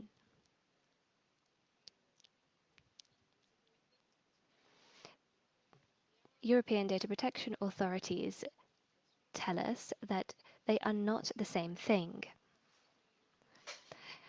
The expression pseudonymization means handling data, personal data, in a way that prevents direct identification, typically by replacing direct information, which can directly identify the individual, with numbers. There's then encryption, an encryption key, which enables someone to re-identify the person if necessary. On the other hand, anonymization does not, unlike anonymization, pseudonymization actually enables re-identification within a legal framework. Now, as for anonymization, this is a means of processing data that makes it impossible to identify a person through any means in an irreversible way. So anonymized data are no longer considered personal data under the regulation. This means that the data which has been anonymized are out of the scope of the GDPR. However, we should bear in mind that anonymization is not a security measure. Unlike pseudonymization, anonymization is a specific way of processing the data. So we could ask the question, how can we decide between anonymization or pseudonymization? Well, there are two questions that we could ask to guide our choice between the two. First of all, is it necessary to preserve the link between the individual and the data, or is it necessary simply to share a large amount of data? So this will depend on the future uses of the data and will vary considerably from one project to another.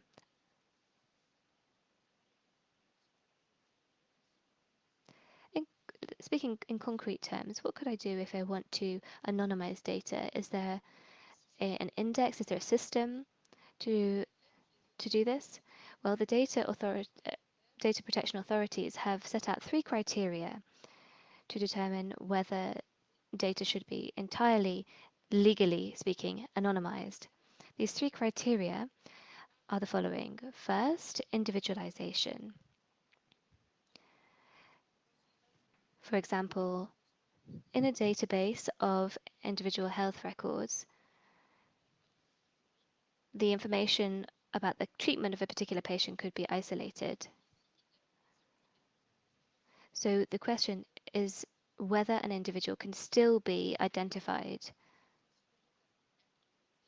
For the data to be considered anonymous, it should no longer be possible to isolate a particular individual from the dataset. The second criteria is that of correlation. Let's take the example of a hospital database, which is made up of the number of stays of the patients. The entries could be listed by number of days. Now, if it's anonymous, it should be impossible to connect 2 different records relating to the same patient. The third is inference. Let's take the example of a study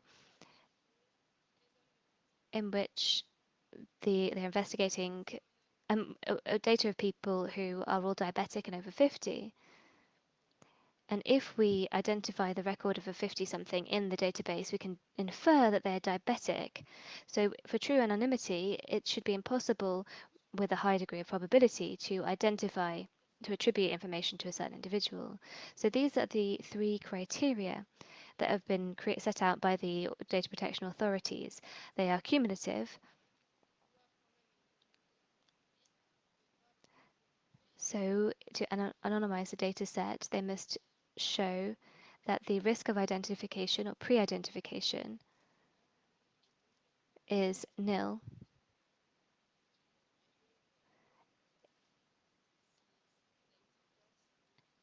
in the way that the data will be used.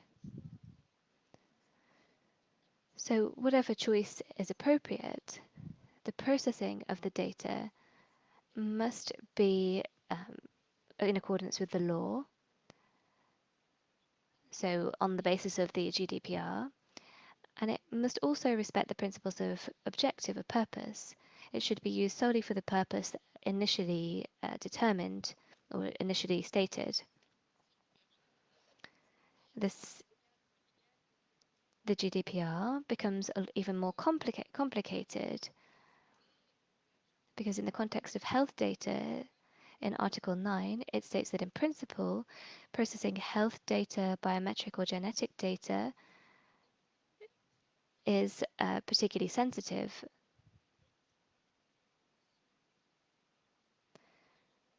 So the major challenge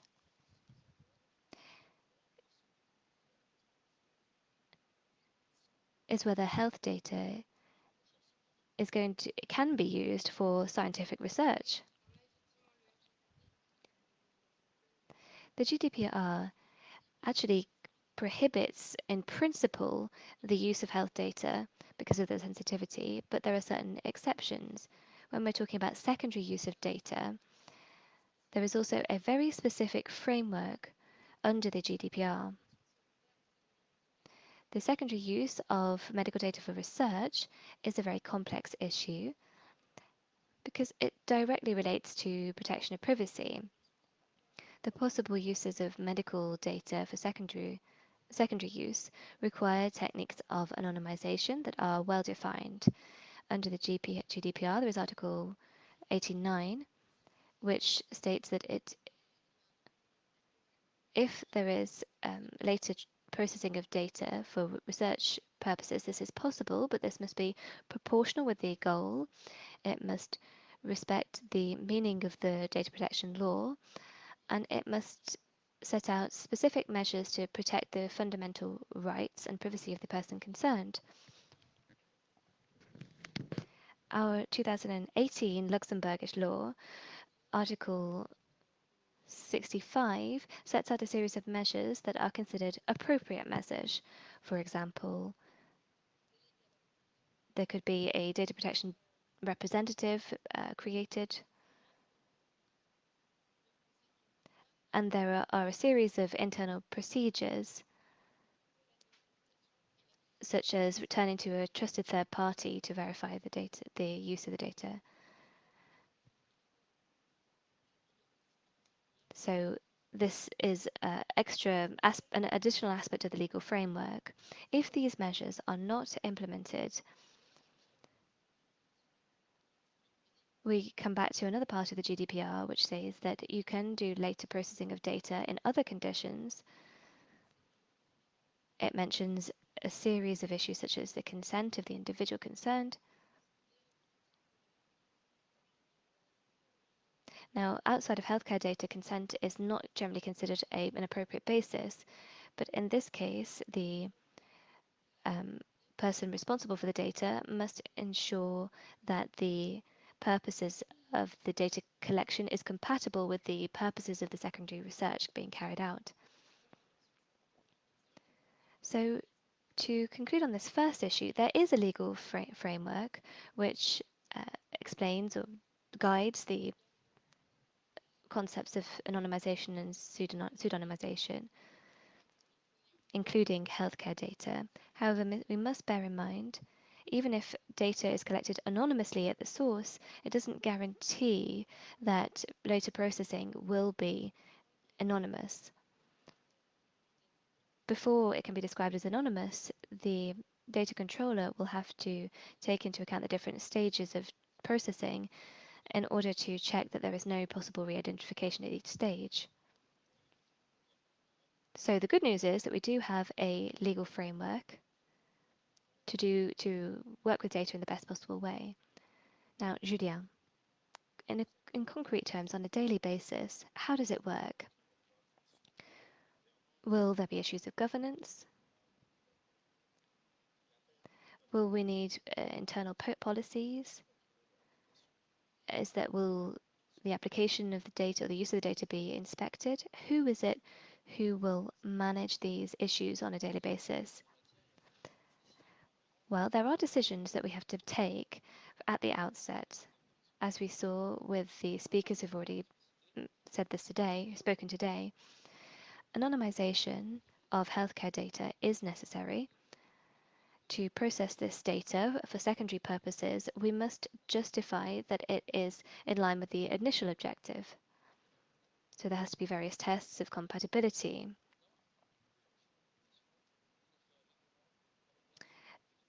Now, anonymized data no longer comes under the GDPR. So the regulation states that the use must be proportional, and for the purposes of innovation, for general interest, and to improve patient care.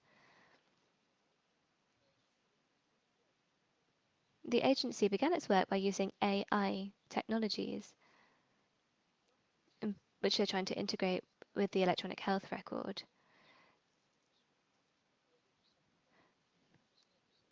The reason behind this mass data is to help healthcare professionals to adopt tailored, personalized healthcare and to develop smarter systems. It should also achieve better overall understanding of the healthcare systems and the trajectory of certain diseases, as has been mentioned. So there are various questions that emerge with respect to the architecture and structure of this. In practice, what is the impact of the GDPR on the agency's daily work? Well, above all, it's responding to specific issues in accordance with the principles of the GDPR. So legitimate use of data, that's the first question. The purpose of the processing, minimizing the data collected and processed, clear definitions of roles and responsibilities, so especially when several stakeholders are involved, and as I said, respect for the rights of the people concerned. Let's take the example of our agency. On a daily basis, we try to implement privacy by design, as was mentioned, which means that we include questions on data protection from the outset. We could use different mechanisms. Sometimes we choose one form.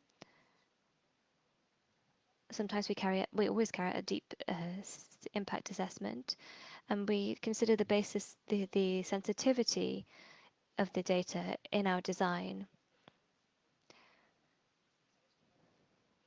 What we also bear in mind is that it's crucial in terms to have security measures that are appropriate, adapted to the inherent risks of having a lot of data in the same place. Now, if we think about the stakeholders in particular, this requires regulated governance and steering, which can ensure that everything is within the law. So we implement appropriate safeguards to protect the rights and freedoms of people concerned. We've also created a cell for data protection, a unit, and this is a cross-cutting unit. So it interacts with all individuals tasked with security matters.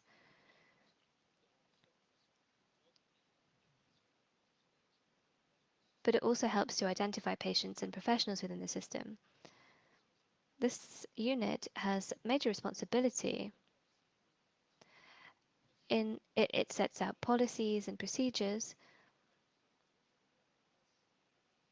and it has a health program which demonstrates compliance with the regulations. To take a few examples which are important ones, the main mission is to have a contact point within the agency so that the data processed and carried out ensures the verification and compliance with the law.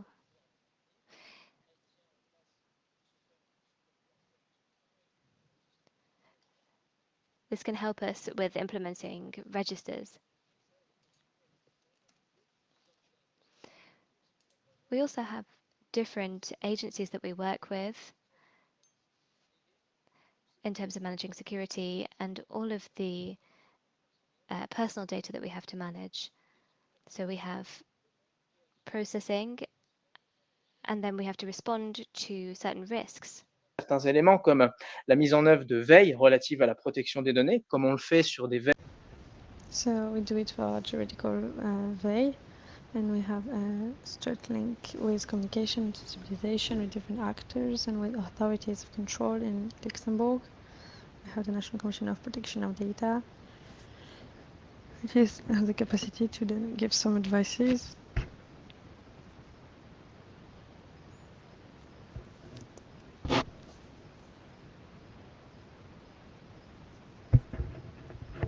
And so we have this technique of anonymization and common development.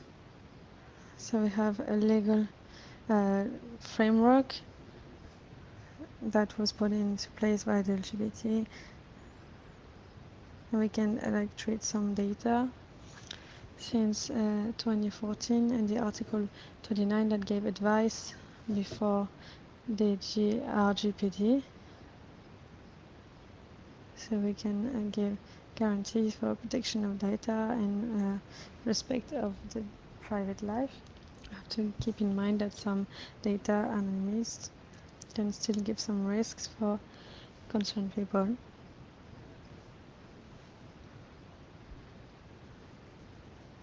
So identification evolutive fields depending on the technology and technique can with more advanced way be more obsolete and allow a re-identification. We know that we have identification of sources, accessible, perfectionate technologies, and analysis technologies. Can possible to identify again or isolate an individual by giving data. And so we can consider for anonymous data.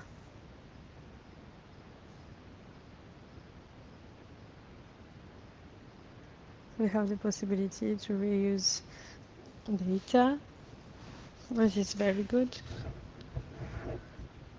But the risk, how do you see things? Well, for sure, we can ask a question. More data, more risk, but measures that has to be into place.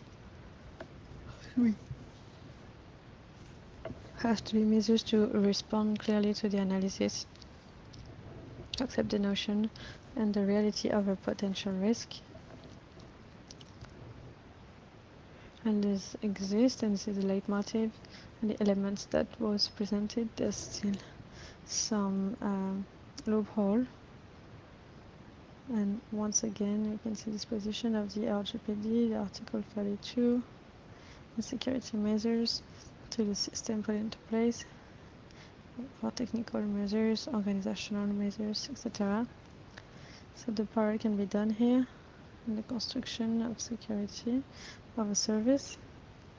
We talked about the data lake, the ESP. This is the same logic of construction. It's an objective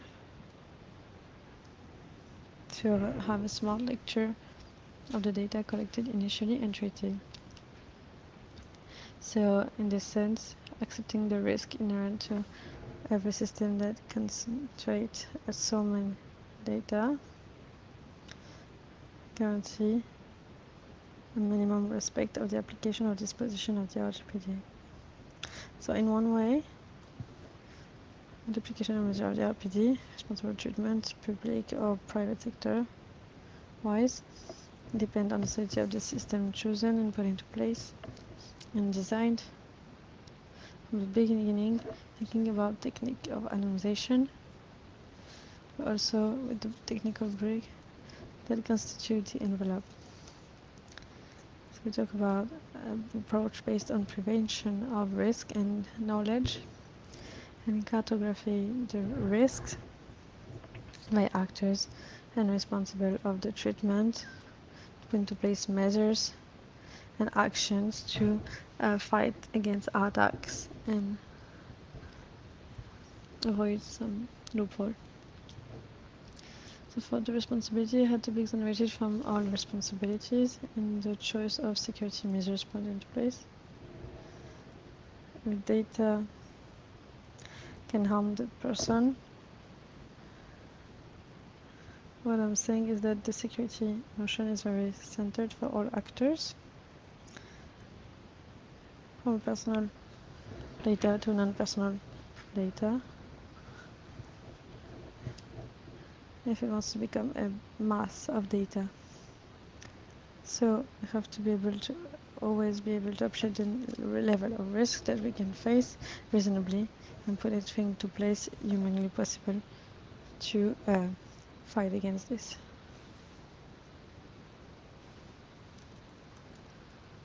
So we'll conclude. So question, 3 answers. So we have a legal framework, that's good.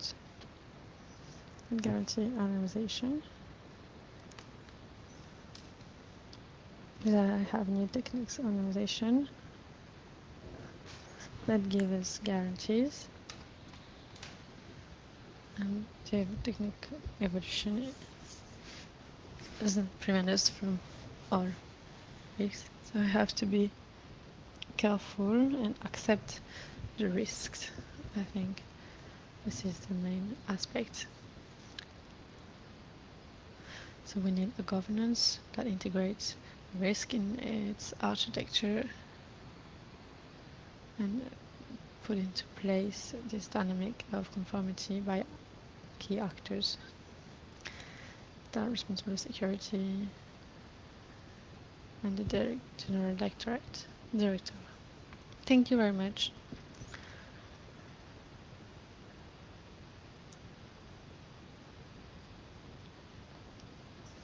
Thank you very much for this presentation. So we don't have a lot of time, we will keep for this next intervention till Metz that will talk about the position of the RGPD. Hi, good afternoon. Can you hear me? Can you see me? Yeah, sure. I can see your presentation. Now I can see you. Thank you very much for the invite. Sorry for not being able to be here. So I'm connected from Brussels. So okay, I can see my slides now. Perfect. I'll talk about where we are at the European level for the health data space. So we had our first shallow meeting, to discuss, and I'm giving the feedback for this data space. So we had this first meeting to negotiate the folder, to create an European health data space. And it happened to ameliorate the quality of the care in Europe. We will have to say, we can still go to the next slide.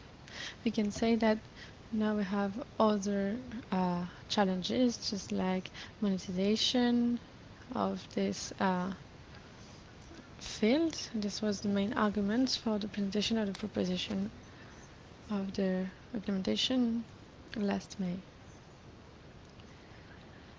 But more generally, we can say the proposition of European spaces for data health can give European citizens control of their data and using primarily their data, and also for transfrontalier means, and to facilitate the reutilization of health data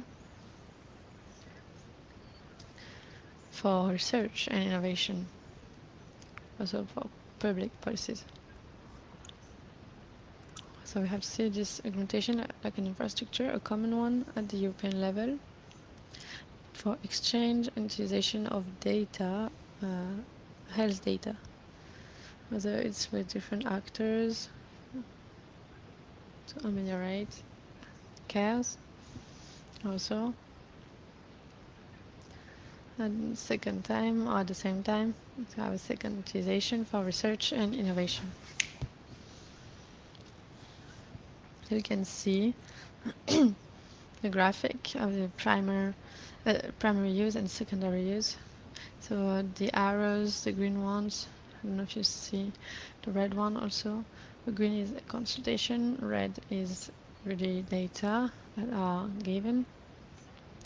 So this proposition was in the prolongation of the general voluminous of GRDPR. And that led some question for the health sector.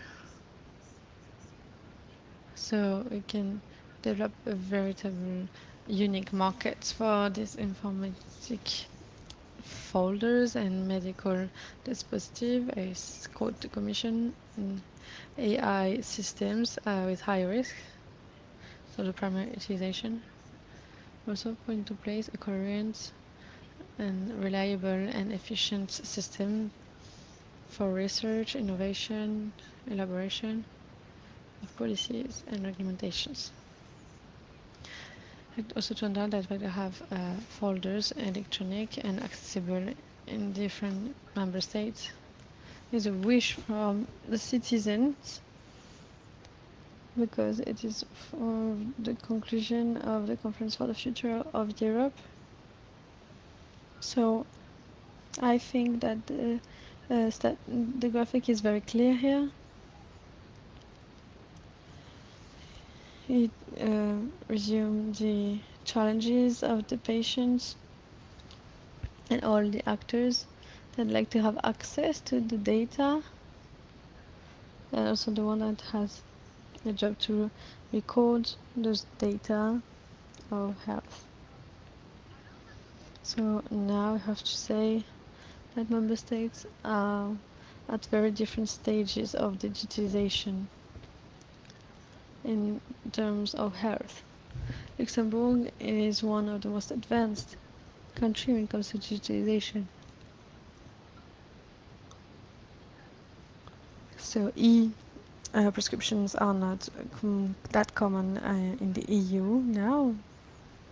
And now you can go to the ER without the hospital being able to consult the pills this patient is already taking. So the EU Space for Data wants to change all of this by giving in the necessary infrastructures to share data and the necessary procedures, by allowing also a budget dedicated to this transformation throughout Europe.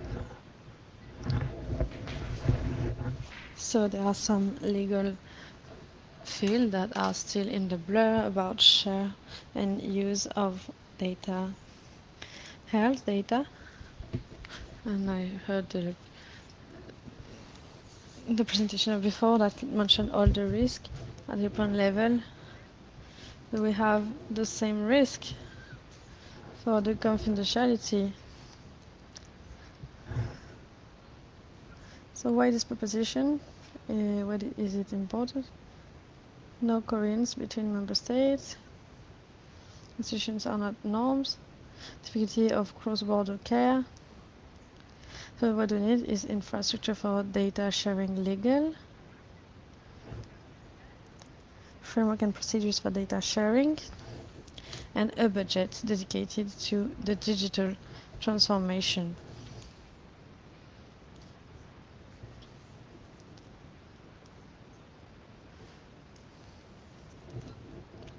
So the Commission's proposal provides a good basis for work. It needs to be strengthened to ensure patient protection. So this new infrastructure must ensure easy to use for patients and GP.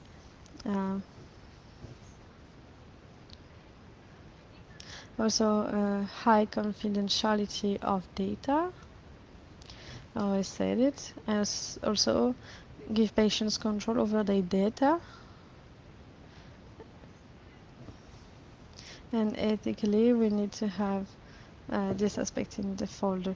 And the health data are not usual data. All people involved,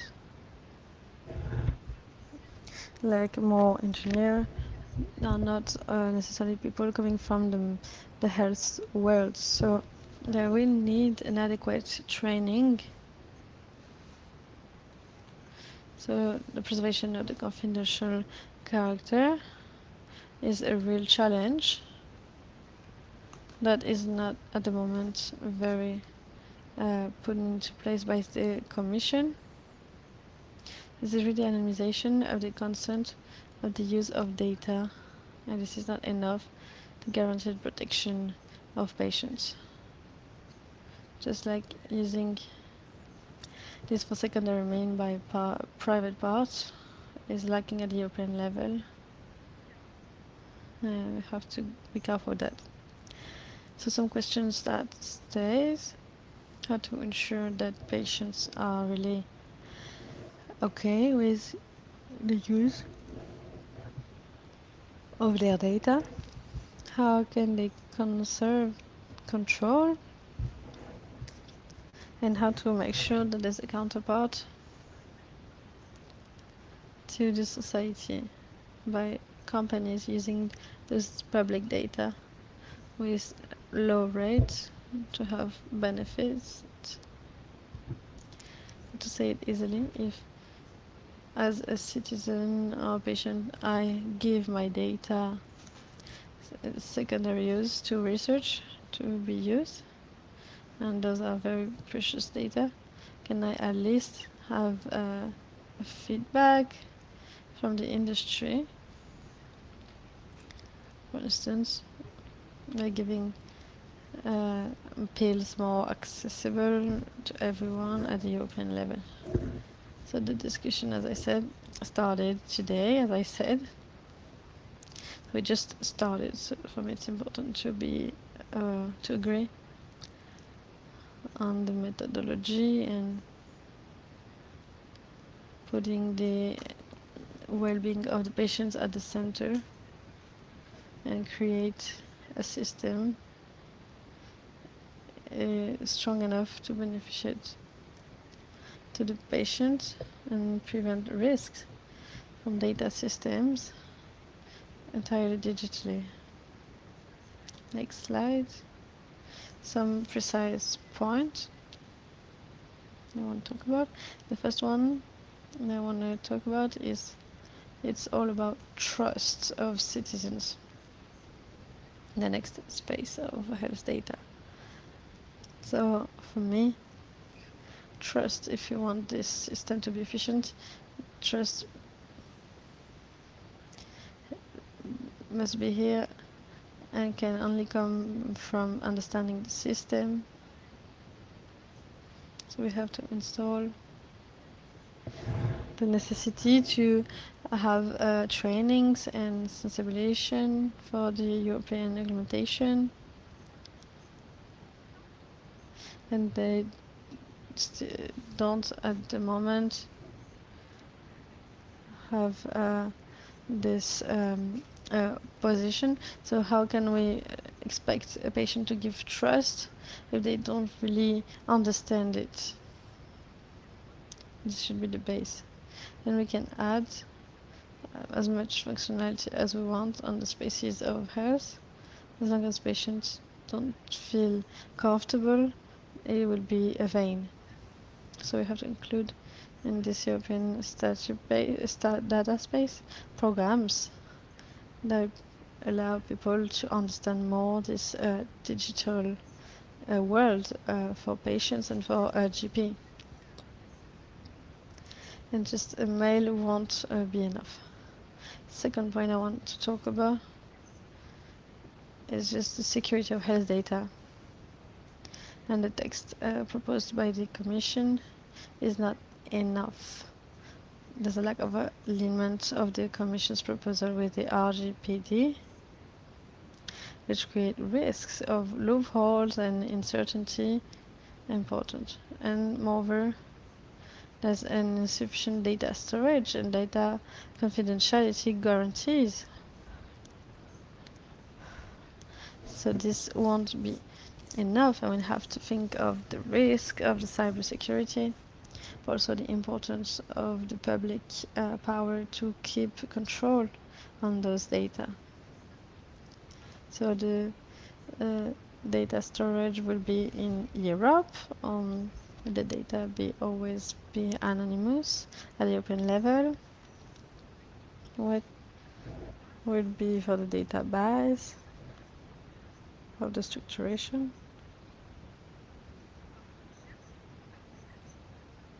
So my last point is about the health system for the future.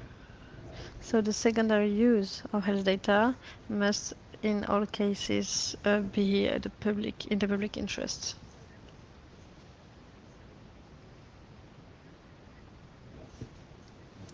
And especially to be framed so society can be for the share. This is a very delicate point, but we have to think about the infrastructure of this space as a way to guarantee access and prices for pills in the EU for the future. This is also a question, a wider question. And for the public power, So how they can keep control on those data. And this is my presentation. You can give the last slide. So this is the presentation I wanted to give in my perspective. So the principal challenges, and if you have questions about the European health data space, knowing that for me, you saw the most important part for me, which is health and improve health and access to pill and treatment in Europe for patients. And I think that this data space can be an efficient tool to work currently for research, but also for the treatment, to have an exchange of good practices. And I hope in the future to be more common when it comes to pills, etc. So there's a lot of hope for Miss van der Leyen. This is one of the peers of the EU Health Union. But I'm here to listen if there's questions or remarks. Thank you very much. Thank you very much, Mrs. European Deputy, for those explanations. We take all the questions written on the email address that I will give you at the end. And we can give all the answers written, and we give you all the speakers. I'm going to give the mic. I have a change in the planning. We will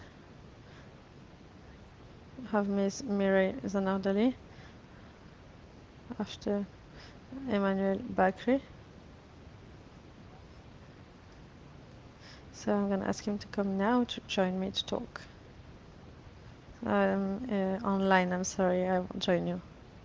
So this is for the project of research. So it is the gestion of data, of constitution of a catalog, the disposition of spaces that are highly secured with calculations and access to exploitation tools to have the manipulation of data. You have a small graphic in the next slide that will some the functionality. So you have a double factor identification. You can connect from your laptop remotely in a secure bubble, and then you have access to the data that you asked for, and you have the authorization for, and you don't have the right to take it off the platform, and you have access to a whole battery of software that is very classical today,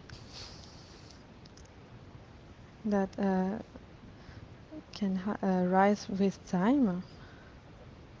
So the next slide explain in which case we can come to the platforms of the hub instead of another one. So in the CHU place, so we can push people to come to our place. There's no interest in going to other hub. So if you want to have a partnership with the CNS, we have the project with a startup that takes the data of pacemakers to evaluate the risk of cardiac complication, but they don't have this data, so they wanted to work with the CNS. So this is very complicated, and we did not develop this complicity. So this would be an aberration. So the first case of use is that we are multi-concentric. So you have a big power, so we can do this all around France. This is a very ecological problem as well. So we have a national position to do as well. So we use the platform, and we don't know why. So, and they can have a swap to see if it works. So today So we have maybe 75. I think it changes every day with industrial and all sort of COVID project that we had with call for project. It varies a lot. Dont on peut, récupérer. So this is with respect to projects that we're going to follow carefully. They need a lot of support. So if we go to the last slides now, we wanted to talk about Europe. I think I already mentioned it. There is such an importance with having this European health data area, but the problem that we're encountering at national level to ensure that the system works are mainly related to the fact that the data is scattered everywhere, which is really difficult to be able to use it. There are various different bodies at national level, not just in France, but everywhere.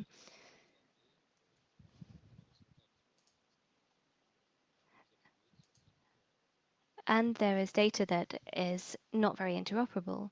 So these are the problems that we encounter at European level and at global level. The data is not interoperable. Even if we have the GDPR in Europe, there are different conditions in different countries. So the situation, the context is very heterogeneous. Now, we're very proud of the Hub because we are a leader of a European consortium which was selected by the European Commission to pilot to be part of the pilot of the European health data space. We have 8 national platforms like the Hub in the consortium alongside us. There's platforms in France, Belgium, Germany, Finland, Denmark, Norway, Croatia, and Hungary. We have the European Medical Agency. There are various research bodies at international European level.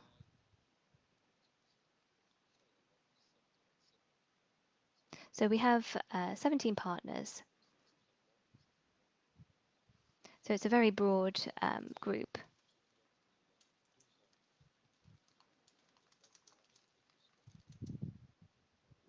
Now, the project began 2 weeks ago. And we can see here the user journey for people wanting to carry out a research project, the different steps. So what stages do we have to go through in the pilot phase? We have to, as you can see on the right, create a network of infrastructure that exists. So we're not creating new infrastructure. There are various platforms that already exist. There's, for example, the Darwin project that it will soon exist. And the idea is to bring together all of these different platforms, make them into a network, which will be used as part of the pilot for several purposes.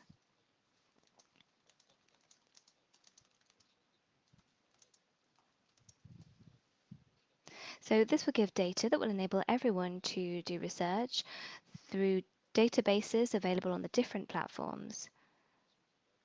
For example, you could find out whether there is diabetes data or other kinds of data. All of it will be available.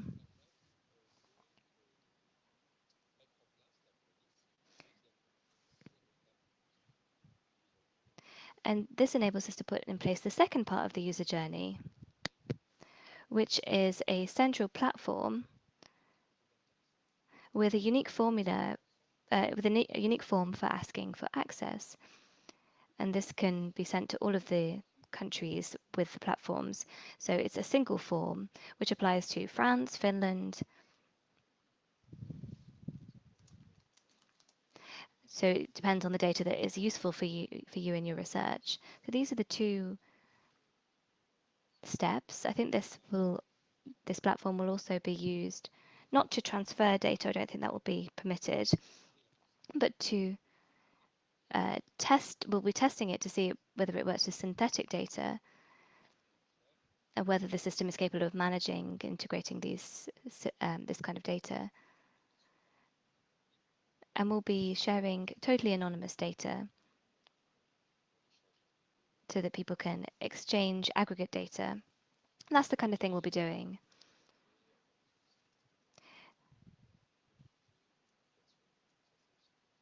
So this is the central portal. Now there's two other objectives that I'd like to mention before I wrap things up. So the first is to make this network. The second is to carry out 5 particular cases across borders. First of all, it's showing the potential impact or carrying out European level research, mobilizing research at European level, using algorithms, the same algorithm, which will be used on each platform to harvest statistical data, aggregate statistical data, which will be used on all of the platforms. Now there are 5 use cases here, which were selected by the European Commission. On the left, you can see the different networks that will be participating, different centres. So some have just 5 involved, some have 6 involved. And at the bottom, you can see the main sponsor of the project, the group that will be coordinating the use case. So there's things about COVID, about surveillance, AI, and so on. I think the Commission was trying to take a whole range of use cases. So thank you for listening, and I'm available if you have any questions. Thank you very much. Thank you, Mr. Bakri of the Health Data Hub. Again, the questions, we'll send them in writing to the email that you mentioned, Secretariat, that we mentioned, sorry, the email that we mentioned earlier. Unfortunately, we don't have any time to deal with the questions now. So I invite the next speaker to present the platform.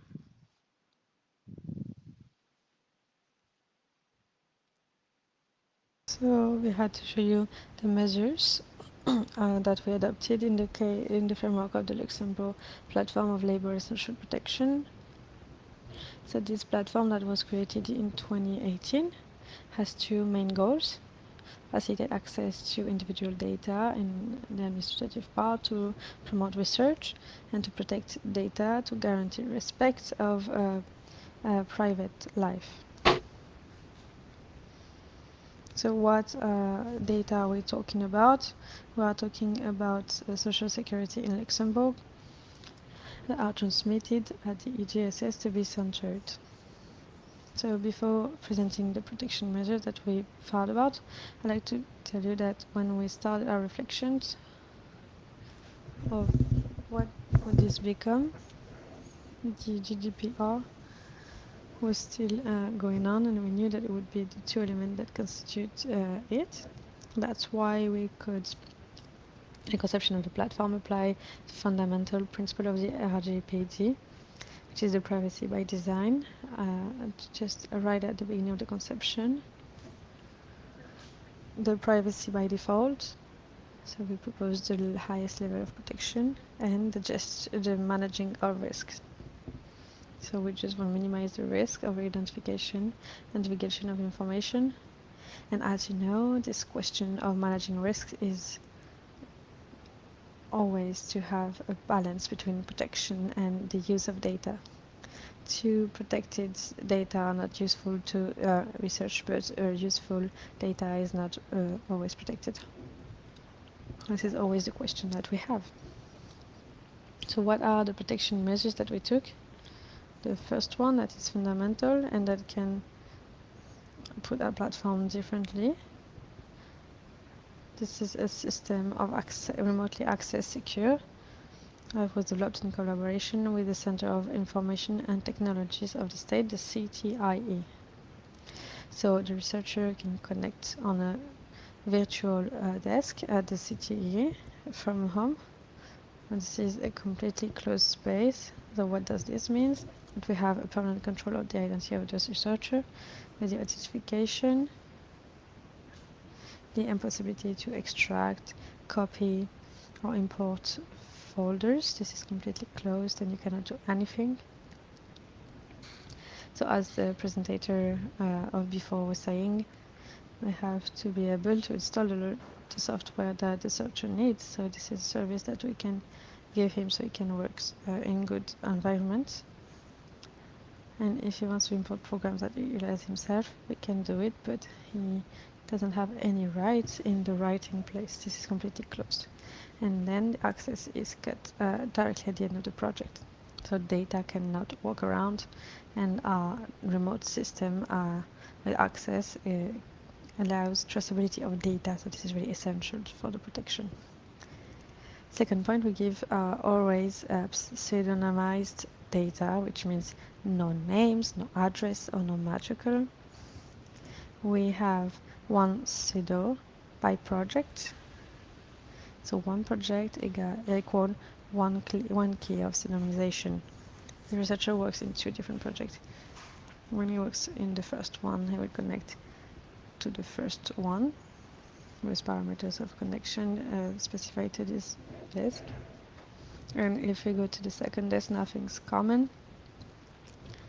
So there's no possibility of having more data with 2 different space.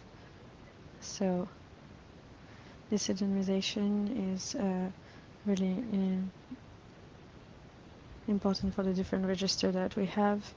So the data that the IGSS gives to the researchers depends on the registers. We have the socio-demographic characteristics. We have the employment characteristics, social prestation. All of those registers are delivered separately, and this key of pseudonymization allows interconnectability of all those folders. So this is very relevant for us to have it. And we keep the correspondence tables, so there is the reversibility of the process.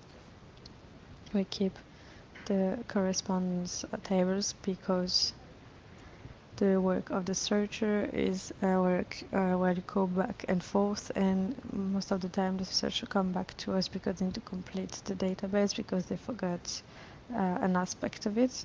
This is very important, the platform that we created to protect data, but also this is a service for the data. So this is important to respond to the importance of the needs of the work. And every time we would have to re-pseudonymize. This is very important work. So we know that sometimes researchers correct a certain amount of case in their programs. So there's a part of their program that has matricles, but apply some modifications. So if you change the key, their program will completely be out. So this is not user-friendly for them. So we voluntarily keep the correspondence tables because most of the time we have projects where we directly know that the project will be led in different period of times. So we need to find the person that participated to the project at those different levels and stages of the project. So there's 2 types of protection, the remote access and pseudonymization do not guarantee protection. So that's why we put into place a whole of procedures to reinforce the protection of individual data. The first procedure is the eligibility of researchers and projects. We have to show that we are a researcher. We have to show that we can manipulate the data, and it has to be affiliated to a research center or an institution implanted in Luxembourg. So to protect data, you have to put them there enough people that know how to do this. And we support only projects that have a statistic end. The second type of procedure is the contractual part. So every time I put in disposition confidentiality, we have to sign this, sensibilize researchers, especially when they're new searchers, if we don't know they're sensibilized to these new questions. And the access is cut if you do not respond to the rules in the contract. We can see other measures of protection based on pseudonymization or anonymization. We can see other protection measures. So the third procedure type, where I'll spend more time, is the dictionary of data. The dictionary of data is like the main part of the MDP. Gather all the information that are available for the researcher. This is classified, and we put everything they can use for the research. So we wanted to consider this dictionary of data by integrating a protection, a default protection. Now what we did, we determined two levels of protection. The first one is it has like a lock. So in the dictionary, you can have a lock in front of it. So it means that this is only given to an aggregated level. So to use my words, I gave you the example of nationality. Nationality is available in our field, or the most detailed way, which you understand that we cannot give this information in countries such as Luxembourg, knowing the size, because we will quickly find people, so the re-notification risk is too high. So we have to decide the level of aggregation I will offer to the researcher. So this level of aggregation, by default, is always thought about. I try to find the best balance between protection and relevance. For nationality, for instance, we have the lock that shows this researcher that will give him by default at this level. So why those 7? We have Luxembourg, Germany, Belgium, France, Portugal, because those nationalities are part of the Luxembourg society. So if you want the researcher to have a good quality work, he needs this work that wouldn't be adapted to another country such as France, for instance. So this work to define all those levels was realized very carefully, with all the variables that you can take into account, like nationality, age, and place of residency. For these 3 tangents, we try to define the level that was at the same time protected and useful to the researcher. Age, we have 10 modalities, and residence, we have canton, so we have 12 cantons, so we cannot do less. So we limit the possibility of analysis. In a country such as Luxembourg, 2 gender, 10 class of age, 12 cantons, and 6 nationalities. And we have, when combine all of this combination, we have a number of people very limited. So it's not possible for Luxembourg to allow researchers to have an efficient research. It's not possible to be in the anonymization. We know that there's a risk of identification. So when we add the other tangents, we can have combination, but there's very few in people. So this is a risk that we accept, because otherwise it won't have research. And there's a whole lot of protection, like the virtual office. We give the best means, so there's no bad use of data. So that's the first level of protection. We have a second one. I put 2 locks, and there's data that are not given, for instance, when you miss work, and they can be lifted for some researcher.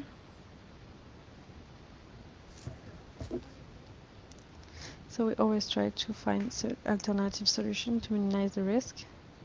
I'd like to give you an example to show a bit the kind of dynamics we have. We have a project and link of the parents aspect.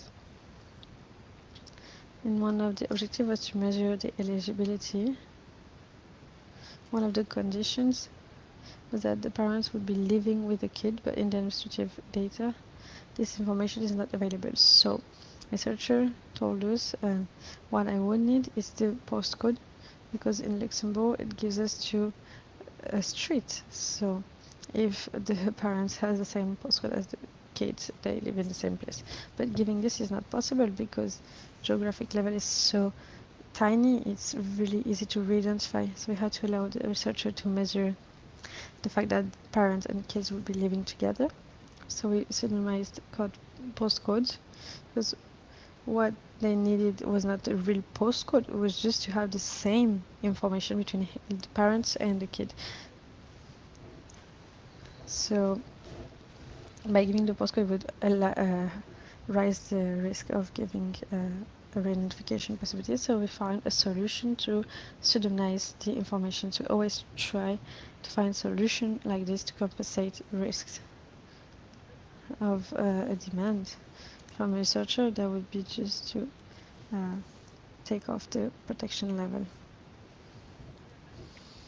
So that's what I wanted to say regarding the dictionary. Really important point. What the researchers are asking is the proportionality analysis.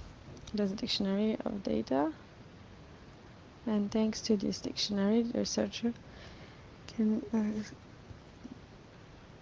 say what he wants and at which level. We take these demands and we do a small analysis of the risk every time we have a demand. We'll apply rigorously the principle of need to know. Is the demand legitimate? Is it more than necessary? This principle of need to know is applied to the field of study, the period asked for,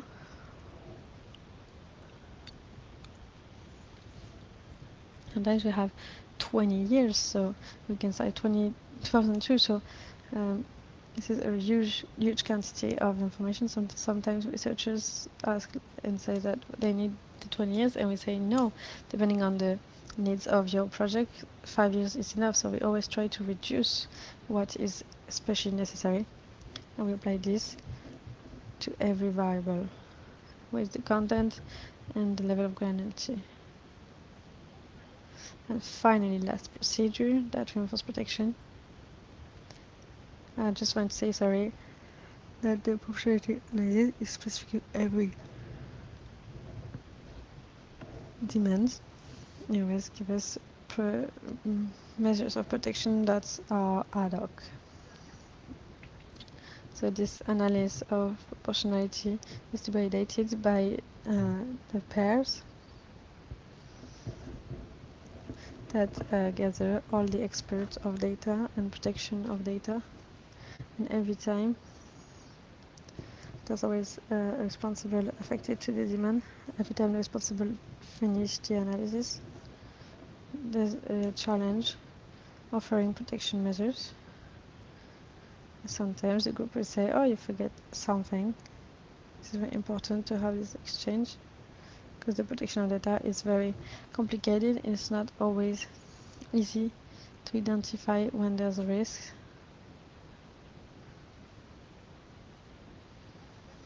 So last procedure, the output checking. So nothing goes out from the virtual desk if it hasn't been checked, to make sure that the results do not have lower effective that could lead to a re-identification. So that's all I wanted to say regarding the whole protection measures that was put into place for the MDP. This is a slightly different context. That's what was presented, because data is confined and they have a certain level of protection that allows us to know that we never have a zero risk, because the size of the Luxembourg is so small that there's always a risk. We know that, we are aware of it, and we try to find solution to reduce the risk. And to finish, I'd just like to give you a panoramic of how the platform works and the different steps to ask a data. So for the dictionary database online, so the person that asks for it introduces the demand, goes to the IGSS, there's the assignation of responsible. the person that's the closest to the problematic and thinks they know the more the topic is very important, because and then if two experts can collaborate, we're always one person responsible needed, because they lead the analysis from the beginning to the end, and because they have the whole side of what needs to be done. Then the responsible treat the demand with questions of relevance and legitimacy of the demand, legitimacy of the person that asked for it, and the analysis of the proportionality. And then there's validation from the pairs. And then there are 3 steps. There are 3 steps that are led. The first step of the preparation of the virtual desk, the extraction of data, and the preparation of signature of the contract. So I just want to finish in 2 minutes to say that we're having the digitization process. So created an application that is Ask for MDP, which will be soon on. This app allows to digitalize every steps. So it puts into place the whole procedures. It coordinates all the workflows. Treat a demand of data, different competencies that keeps going on. So there's a whole workflow that was generated. And this application allows to coordinate the whole people that can work together for a demand. So it's the advantages for the digitalization. Another advantage of this application is that it centralized information in the application. So when the researchers ask too much, we do some challenge and ask for justification. This whole system of messages back and forth is centralized in the app and in the archives, so it can be a document to give to the CMPD in case of problem, to show how protection measures has been elaborated. So there's a whole functionalities, user-friendly, that respond to the expectancy of the research work. And finally, this was conceived to be adaptable. So to what? To the mutation of registers that could be put into disposition. So for in the context more general, we could other institutions could add registers, adaptable to many data, more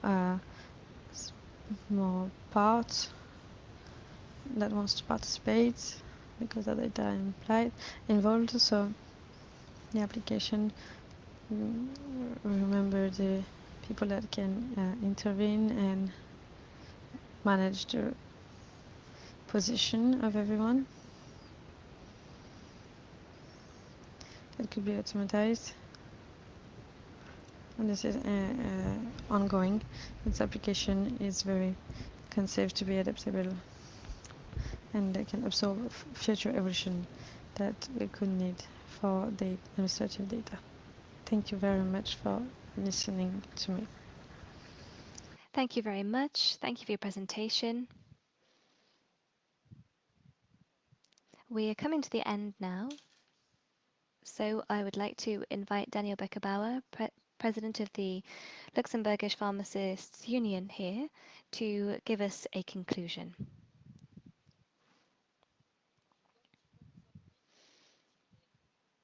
I must admit that drawing an intelligent conclusion after so much information, even if in most cases we're talking about artificial intelligence, is quite an ambition. But as President of the Science Committee and Medical Committee, and part of the Health Agency since its creation 10 years ago, and given that I am a pharmacist by profession, I am very interested in the work of the agency and this sector. I see that there's been a boom in digitization of data. As the Minister stated, And as all of the other speakers in the conference have stated, Luxembourg is a real experimental lab for processing secondary data. Within the agency, we prefer to offer secure solutions within the context of the GDPR, but we should be disabused about the effectiveness of some of the techniques used. We need solutions that should be considered because we're aware that we are processing highly sensitive patient data. And this brings me back to my focus. We've talked a lot about metadata, data lake, but I think the heart of our interest at this agency, the key issue is improving the quality of patient care. That is the ultimate goal of all of the work that we've been carrying out in our agency. And I think we're really in a race. There are a lot of demands, the need for interoperability, data exchange, which can really result in a huge improvement in patient care, an improvement in communication between hospitals and other health establishments. Our minister has talked a lot about turning points.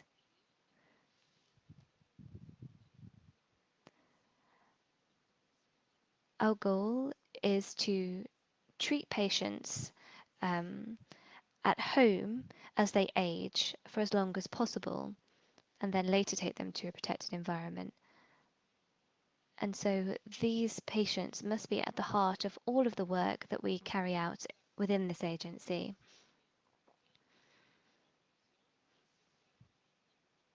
Just to conclude what has been said today, I think the quality of the presentations was very high. The legal framework gives us a certain amount of security,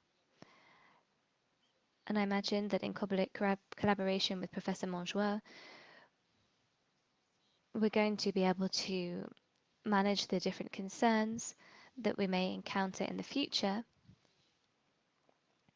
And I think all members of the board of directors of the agency and all of our collaborators who work here with the agency will continue to work for the patient interest and patient security.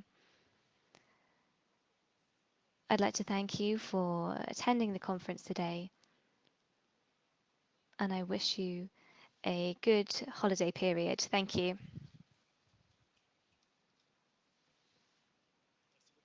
Thank you very much. Thank you for that conclusion. With respect to questions, you can send them to secretariat@ehealth.eu. The speakers will read the question, answer them, and send us the responses. I would just like to thank the interpreters. It's our first attempt at having this kind of conference in 4 languages, and I think we are learning from the process. It's a difficult task for the organizers. We had a few difficulties with the translation, and that was because perhaps we spoke a little bit quickly, but thank you very much to the translators. We apologize in advance for the speed that we spoke at times. So we're now at the end of today's conference. As part of the agency, I'd like to thank all of the speakers for their presentations. I'd also like to take this opportunity to thank the company Post for helping us with the logistics of the event. And I apologize for the initial technical difficulties that we had at the beginning of the session. Thank you. Goodbye.